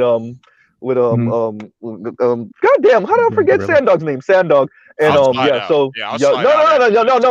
good, y'all good. Well, I mean, everybody keep on talking. I work third shift, so I got to slide out anyway. I gotta check out. But Dead Set was talking. Don't forget. Go ahead. Go ahead. No, PK was talking because the I don't know. PK was talking to Dead Set, and I don't think Dead Set was done. It was the back and forth. Go ahead, Dead Set, and then PK. Yeah, and I think one of the things is because I like when you're talking about the whether they carry that culture with them. I think the culture of, I mean, greed and power that's going to remain. Yeah, that's Only human. thing I'm really looking at is their ability to affect something as strong as the U.S. dollar as a reserve currency. I get that, but like I said, like, what do you once you do that? How do you decide to manage your newfound power? What do you The decide to power of fight, do man. with the? Sure, I get that. I get that. That's Mhm. cool and all, but what do you do once you become the new top dog, right? And so, I But mean, it's are cool you that the you new become the top new dog though, top PK? dog. That's But right. Yeah, that's what I was gonna really, say. really, Are you the I new agree. top dog, or did you just knock off the old top dog? Because just because Correct. you knocked off the old top dog doesn't mean there's any. But that goes to what But better you was speaking wait, or wait, wait, going wait. to Let me say earlier it. Let me about say it. Let me multipolar. say it. Go No, ahead, no, go no. ahead. Let me say it. Go ahead. Uh, uh, what was? I don't remember what this is from. Someone can actually say it if you guys know on the panel or in the chat. Mhm. Look at here's the new face, same as the old It's the old face. face. Yeah, You know yeah, what I yeah, mean? Like, yeah, yeah, That's yeah, the yeah, who. yeah, if yeah. this is what we're dealing with, Mhm. then we need to reassess what fight these people are having. Because if there isn't going to be Mhm. any fundamental systemic change, then what did you really change? I This think is the And the are movie. you really this is trying to the dethrone, Rulership, or are you man. just trying to defend yourself? But go ahead. I Correct. think Yeah. better you was trying to say something. yeah. I just to kind of Hmm. butt in real quick. I Hmm. don't think it's necessarily somebody's looking to subvert everything and redo the system. Like I feel like Hmm. this is Voltron and everybody's fighting to be the head. Yep. Exactly. Mm. Exactly. You fighting. That might be one of the best Best analogies of cookies, bro. today's show. That was Yeah, good. that's a Go good ahead. one. Yeah, that's a good You Yeah, one. fighting. yeah. Okay. Fighting to get the best cookies. I'm fighting for the freshest baked cookies, man. That's what we fighting for. I think It's a sometimes Royal though it's Rumble good at the to, Keebler L factory. but I think That sometimes was like funny. I think Go some ahead, nations Denson. just want to create enough chaos for them to create new opportunities. Because the problem with Mm-hmm. the current system is that we all answer to the US dollar. I mean, every nation on the planet, they got Pretty to. much. Yeah, They yeah, don't yep, yep, have a yep. choice. Mhm. Supplant that, you create new opportunities. You create an area of chaos where things can happen. Because we saw it happen with who was before the United States, Germany. I thought it was But that British was pound, and It then was yeah, British. yeah, It was British. Britain. Yeah. yeah, And Austrian Anna Maria dollars. yeah. Mhm. Either way, dead set points still remain. Pretty much everything I think this is one thing that we're actually kind of in unison with, which is okay. We knock off the U.S. dollar, cool. First of all, is there going to be any power to then put their currency as the reserve currency? Number one. Number two, if there's not, then do we then move into a world? And I think this is where Better You was going earlier when we was talking about more politics. Then do we move into a world where different regions have the reserve currency? So maybe in East Asia be the renminbi, or in South America maybe it be what the Brazilian, whatever the fuck, and Peso. then yeah, the No, it's peso, called and Hayes, then yeah, I not think peso. Dead Hayes. it's Set the got it real, right. the I thought it real, was the peso. is it? Okay. Oh, It's pronounced either way, Hayal. It's pronounced Hayal. Yeah. hail, and then maybe in Central Asia, whatever country, and because, but I don't I don't see that working though. I see it working perfectly. But it worked I before. see it Yeah. necessarily. Right. You can't have when we saw how the world basically went when it was just one head, right? If you Yeah. split it down the middle, right? Like you said, like I think Dead said like that chaos, but in that chaos comes greatness though, right? That comes Mm. competition, that becomes Yeah. necessarily I ain't got to go just to you, I can go to somebody else necessarily. Mhm. So your will ain't the dictating will necessarily. So that means Yeah. that new lanes can be brought that previously just would have got necessarily snuffed out, right? So in the long term, I think it's actually better for everybody, right? Because it's like when the U.S. just dictates, well, we're gonna cut off your bank account like they did to Russia. That shit hold weight. People remember that. Yep. People will remember that, man. So it's like when Look, you look. the global currency, you can't just do stuff like that. Anyway, Wait a I'm out. minute, I'm because out. it's I'm out. true. I'm out. I Chug catch just y'all spoke later. to something you said, PK, just now before you leave, Oh, and okay. it's an animal farm reference, and I think right because I haven't watched or read that shit since I was a kid, and he says the creatures outside looked from pig to man, and from man to pig, and from pig to man again, but already it was impossible to say which was which.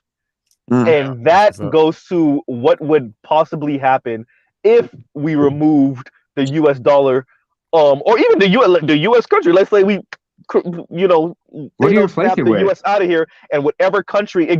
But that's the thing. Would another nation just recreate this all over again?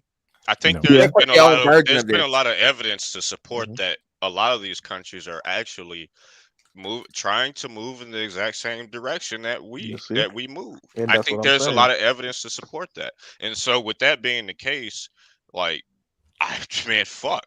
Like I don't know what to say to that. Like, man, fuck. Like, can we not do anything different? Is this quote unquote So, the best? Really? Like, mhm. all right. I mean, if you guys believe that, I don't, but I mean, go Hey, for it, I sh- guess. Have fun. shout out I'm to out. international wide tangle of pathology. Oh yeah, I see that come. You see what I just did there? The See that? See what I just did there? I'm You just think saying. you This, clever, don't I you? think right? Goddamn. You think you slick? What homegirl said on the help? You is con. You is important. You. Man, real talk though. Go I ahead. think we're. Oh, I'm sorry. Go ahead. No, go ahead. Go ahead. I was laughing at my own joke. Go ahead. I think we're already starting to see it. Like, if you think about it, 2 years ago there was one system for oil, which is the blood of the world economy. Yep. Mm-hmm. Today there's three. So you have because of what's happening with Russia. There's basically a system for which Russian oil going westward is banned, but oil going eastward is still being sold. Still good to And then go. you have those who are non-aligned, i.e., India, who's basically like, I don't give a fuck. India and China. So there's And Turkey. three oil prices. Yeah, it's in effect three oil prices now because of this conflict. There's a price we pay. There's a price that those who aren't EU aligned, and I guess you would say like the Central Asian are paying, and then you have the sweetheart deal that they cut for China and in India. So there's three oil prices, and it's being traded in different currencies. Don't forget Serbia, didn't Hungary, Venezuela and just come back Bulgaria. online? Didn't the U.S. ask Venezuela to come back online? So where would they fit in? Would they fit in on the kind of American pact, or would that Yeah, I don't know. Depends, bro. Because they did. The U.S. did kill one of their presidents, basically, from my understanding. Look, it ain't nobody saying we killed them. I'm just did he die of cancer? Wink, Bro, wink. come on, man. I mean, I'm just saying. Officially, he died of a disease. Officially. US but that boy got that US tattoo right on his now. Zulu, you ain't got no proof. I'm not saying you're wrong, but I'm just saying. Officially, sound like a real American, boy. I'm telling you, right? No, I really sound like a real American right now, for real. Zulu Officially, sounds like Hugo Zulu's being Chavez died instigator. from cancer or whatever illness he had. Ain't no uranium planted gun. We ain't got no uranium bullets around here, bro. Right? You see what I'm saying? You don't see nothing. Did we check his food? His food was good. All right then. Right? We may not have uranium bullets, but we do got depleted uranium. So You see- we just a Hey, step bro. away. Say it, bro. He said we may not. He didn't name me in this. He I'm said just we saying, may look, not. He didn't say my look, name. Don't I'm look at me just like that, saying, motherfuckers. Either way, what Dave Chappelle? What Dave Chappelle said? We in there for the Uncle Oil, but No, I'm trying to get some oil. Oh, by the way, fuck your couch, Mr. Z. Zulu, fuck your backseat. Right? Yo, bro. I'm telling y'all need to watch some, bro. Movies, documentaries, like That's that all really I do, think bro. about how this shit be going down, like behind it, because they'll eventually tell you 40 years after the fact when they feel like it doesn't matter anymore. Yeah, exactly. Yeah, we did. Yeah, we did it, and we'll do it again. Right.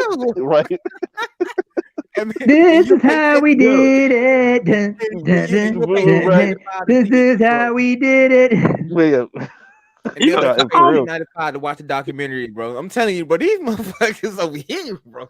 Bro, it really is. That's like I mean, and like I said, being in the heart of the empire comes with its perks, but definitely comes with its minuses, especially if you're a black person. If you're a Oh black yeah. person, you Mhm. are the colonized within the nation, right? Shout out to Nixon. Oh, Colony within the nation. You are the colonized within the nation when you are that preferred um to be stepped on marginalized group, right? Yeah, so Hell, with and Nixon. Shout so out to France Fanon. right, pretty much like yeah, right. So like you and um yeah, what did he say? What was it, France Fanon that said Yeah, the he oppressed was in oftentimes take on the worst characteristics of the oppressor? Was that him also? exactly Yeah, because he was in yeah, Algeria when he was black women, bro. and all You that go. stuff. yeah. Yeah. Well, that too, that too. But yeah, what was the Yeah. exact quote that you were trying to speak to, Dead Set? What France Fanon? Yeah, yeah. It was that quote. I don't remember it word for word Mhm. because I mean I just read which one did I read just last year? He spoke about when he was in Algeria as a freedom fighter, Yeah. but I it's neither here nor there.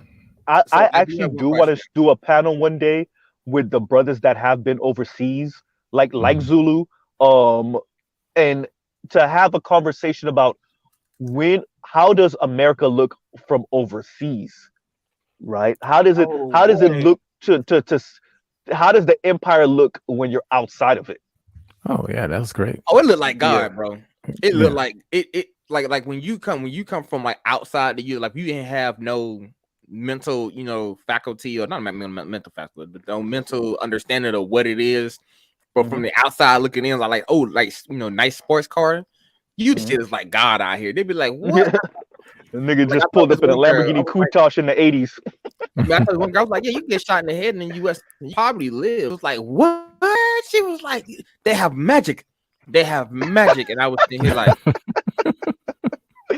I mean, if you really think, depending on where you live in the U.S., right? And Yeah. if you're solidly middle class, I mean, compared to just about everywhere else outside of, like I always say, about 20-ish other countries in the world, yeah, you live in. I will say this, and I've said this before. Mhm. When you leave the country, especially like when I lived outside of the country, Mhm. the biggest thing I remember was, I was black, but they saw me as an American first. That was it. Yeah, Yep. You yeah. are your nationality, point blank, period. that was the most interesting part. I go to country, she'll be like, hey, how you doing? She'll be like, oh, the American. I be sitting here like, bitch, what the fuck?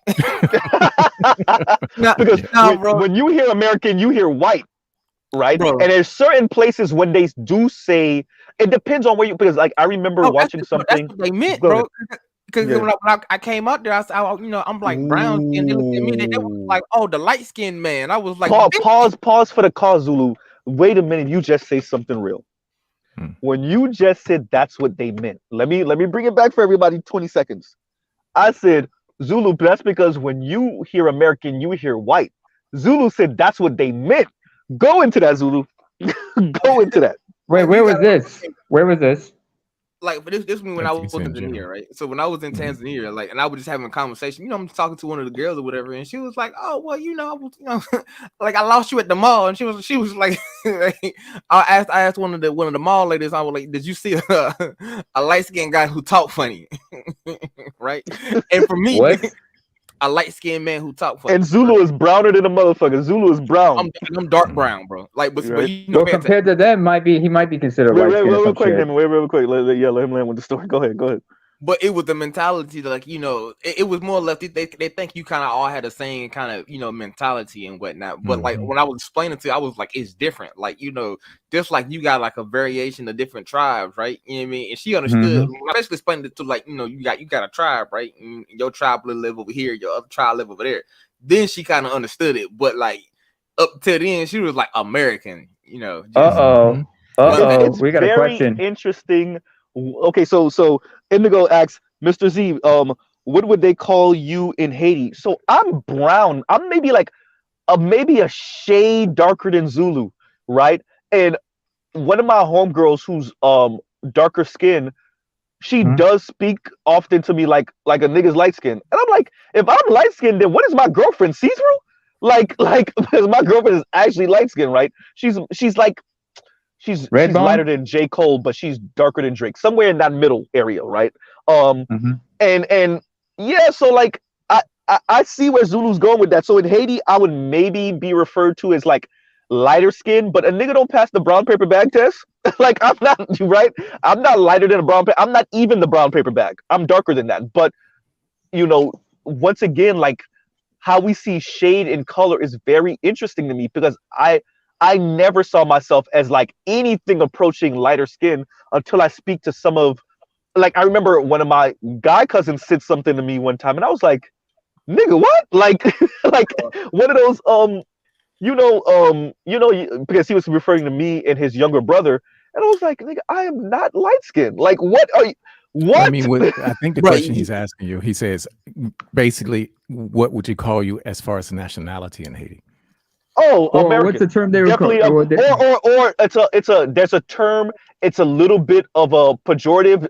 Indigo might know what I'm trying to say. I forgot the term, which is like an American, like you're Americanized Haitian. like American. Yeah, there's a term, and they use it, and it's oh my god, how did I forget this? Oh god. You know, I think I know what but you yeah, mean yeah, because like there was we got a Neg no Blanc, exactly right. no Neg Blanc, which is me like black, white, black, it's like, yeah, but black, yeah. black, yeah, Noir Blanc. yeah. Black, Blanc is white, but yeah, just a white dude. Yeah, just a white dude. Oh wait. Oh, you mean like a coconut? Yeah, yeah. Or an Because Oreo. I remember somebody once accused me of being a coconut once, right? I look Yeah, but black, I think white.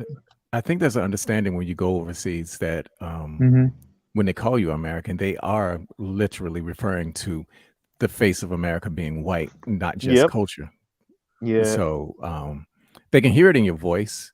Mm. You know, that's one of the reasons why I Mm-hmm. always say, yeah, you know, I call myself an African American because of the fact that we didn't just spring up out the ground. We know where we came from, but at the same time, we're not Africans because we have no part of that culture. So it's one of those things where I understand what they're saying when I go overseas, and it's just like, oh, you're an American. I'm like, yeah, but I know what you're talking about. Yeah, I mean, like, yeah, exactly. I have exactly. to. I don't have that. I don't have that problem myself personally because when I go interact with other people, I don't tell them I'm Norwegian. I just tell them what I'm actually am, and that's Eritrean. Because you know, I just got naturalized as a European citizen just like a few years ago. But you know, I've always been an Eritrean, even though I talk the way I do because I went to an international school. So they asked me, "Why do you talk like this?" I said, "I had a good education." But when I meet when I meet other Africans, like I remember back home in Eritrea when I met other Africans, they were intrigued by me because I spoke good English, and they said, "You don't sound like everyone else." I said, "That's because I was born in exile." But there's a term they have for those of us who come home, who've been like Europeanized or Americanized or something like that. Oh, let me say this to Detroit real quick. My apologies. Detroit, Z, what's your email? My email's in the description, Detroit. If y'all want to send me anything, my email is I pretty much put it in every video description, whether it's a live, whether it's a wait, maybe not my pre-records. And I haven't done a pre-record in a while. I need to do one. And I know what I want to cover. Dead said it might be your girl. Fuck her forever. I was like, that was cold as hell, bro. No, bro, I really don't like that. Fuck her forever. But wait, what's going on? What's going on? What's your problem with his girl? No, it's not his girl. Literally, no. He know who I'm talking about. Yeah. Okay, yeah, but it's just like, by the way, do you have the link to a Sanddog's YouTube channel? I don't think Sanddog has a YouTube channel. Well, he's coming on your channel? Yeah, he's gonna come on my channel later. Oh, okay. If that's the case, because I thought maybe maybe I could join. 5 minutes, you guys. 5 minutes. So let's start doing our rounds. So let's do our closing. Dead set because he got elder privilege. Let's do Namer, then let's do Zulu, and then Better You. Can I take up the rear because y'all move a lot Okay. faster than I do? Yeah, I want to leave. All right, all right. Let me just go first. So Okay, go ahead. Y'all done all switched right. up my whole plans. Go ahead. So you know, what I mean, I appreciate the opportunity coming down here to Mr. Z's platform. He gave me an idea upon an idea that I had for myself. So you know, Start that channel. Go ahead. Oh, be careful if you're gonna do it. You better do it stateside, not in Africa. Be careful. That's what I'm gonna say about it. Fuck around and critique the wrong country at the wrong time, and we're gonna see a video of Zulu. At the wrong place. I'm missing video. They be like, and Zulu has been missing for 6 months now. Mr. Zulu was found missing an arm. Go ahead, finish Zulu.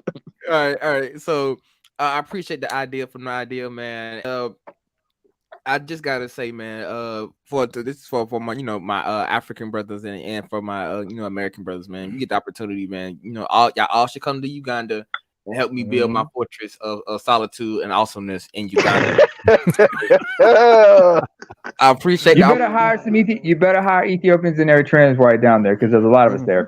Okay, well, I definitely I'm gonna definitely give y'all the first right of refusal just because. So, right, nigga said he building a fortress. He said building a whole compound.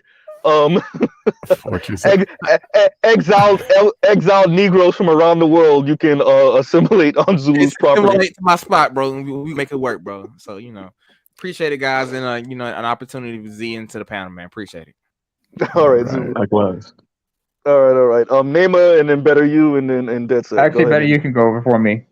Okay. Go ahead, Better You. Thank you for having me up. This was a good discussion. I'm still half fucking sleep, so I couldn't tell. When you were speaking clear, and you didn't sound drowsy or groggy or anything. Hey, look, I have to get up at like 4 a.m. to drive to Atlanta to my job. So I just put on my work voice today, but yeah, I'm going back. Hey, the struggle. All right, bro. Thanks for coming up. All right. Nema, you next. Well, we always keep forgetting to do this shit first and foremost, but so that's our thing. First of all, well, you can say blow valve. Because like first of all, I want a blow valve like that. Okay. But the company that used to sell them don't sell them no more, and the price of them shits is stupid expensive, so that's not gonna happen. And there's another way to actually. There's a way to make your car have that kind of turbo flutter or that type of like or the blow valve like or make the blow valve sound like that, but it's just too much, and it actually the recirculate. It's too much. It's too complicated. It actually kills your turbo prematurely. Yeah, it's just too much. Anyway, but yeah. Go ahead and finish, Nema. Like I just said, first of all, Z, you ain't shit. But I'll be back later because I know I need to help out with some shit over there on your next channel with Sanddog. And well, this was a great conversation. And do not let the accent fool you. I will fuck you up, as Busy Bone once said. Good night, folks. All right. I'll just go ahead and plug my channel. It's Dead Set Anime, into all things 3D art and anime. So if you are interested in that type of thing, drop on in. And I usually do some tutorials as well as working on my own animation. Subscribe to Dead Set. Yes. So I want more brothers and sisters into this because we got a lot of stories to tell. So shit. All right. Made by us, please, God. And please don't be putting no bigger long characters in your goddamn stories, please. Thank you. Go ahead. No, bigger long, because I know how to make the ass shake real good. Put it that way. So check y'all later. All right, that's it. Thank you for coming up. All right, y'all. So thank y'all for listening in. Damn, I still did 3 hours practically in 15 minutes. Jesus Christ. Where did time go?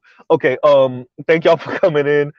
You see the BGS drift without BGS being here. So we start off speaking about these people that talk crap about black men and hide it behind 4-syllable words and whatnot. Mr. Z's forte, what I usually talk about. And then we start talking politics and history and geopolitics and spying and agents and government assets and blah blah blah blah blah blah blah. And this was a great conversation.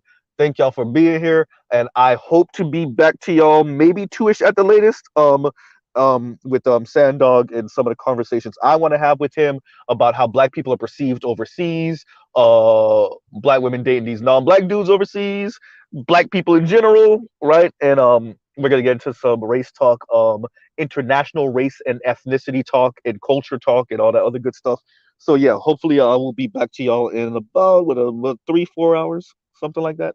All right, y'all. Have a great rest of y'all day. Mr. Z out. Oh yeah, go check out other Go check out other Black Manosphere content. Go check out other non-Manosphere content so that we don't sound like some of these people. And love, peace, and chicken grease. I'll pause right there. Mr. Z out. All right, y'all.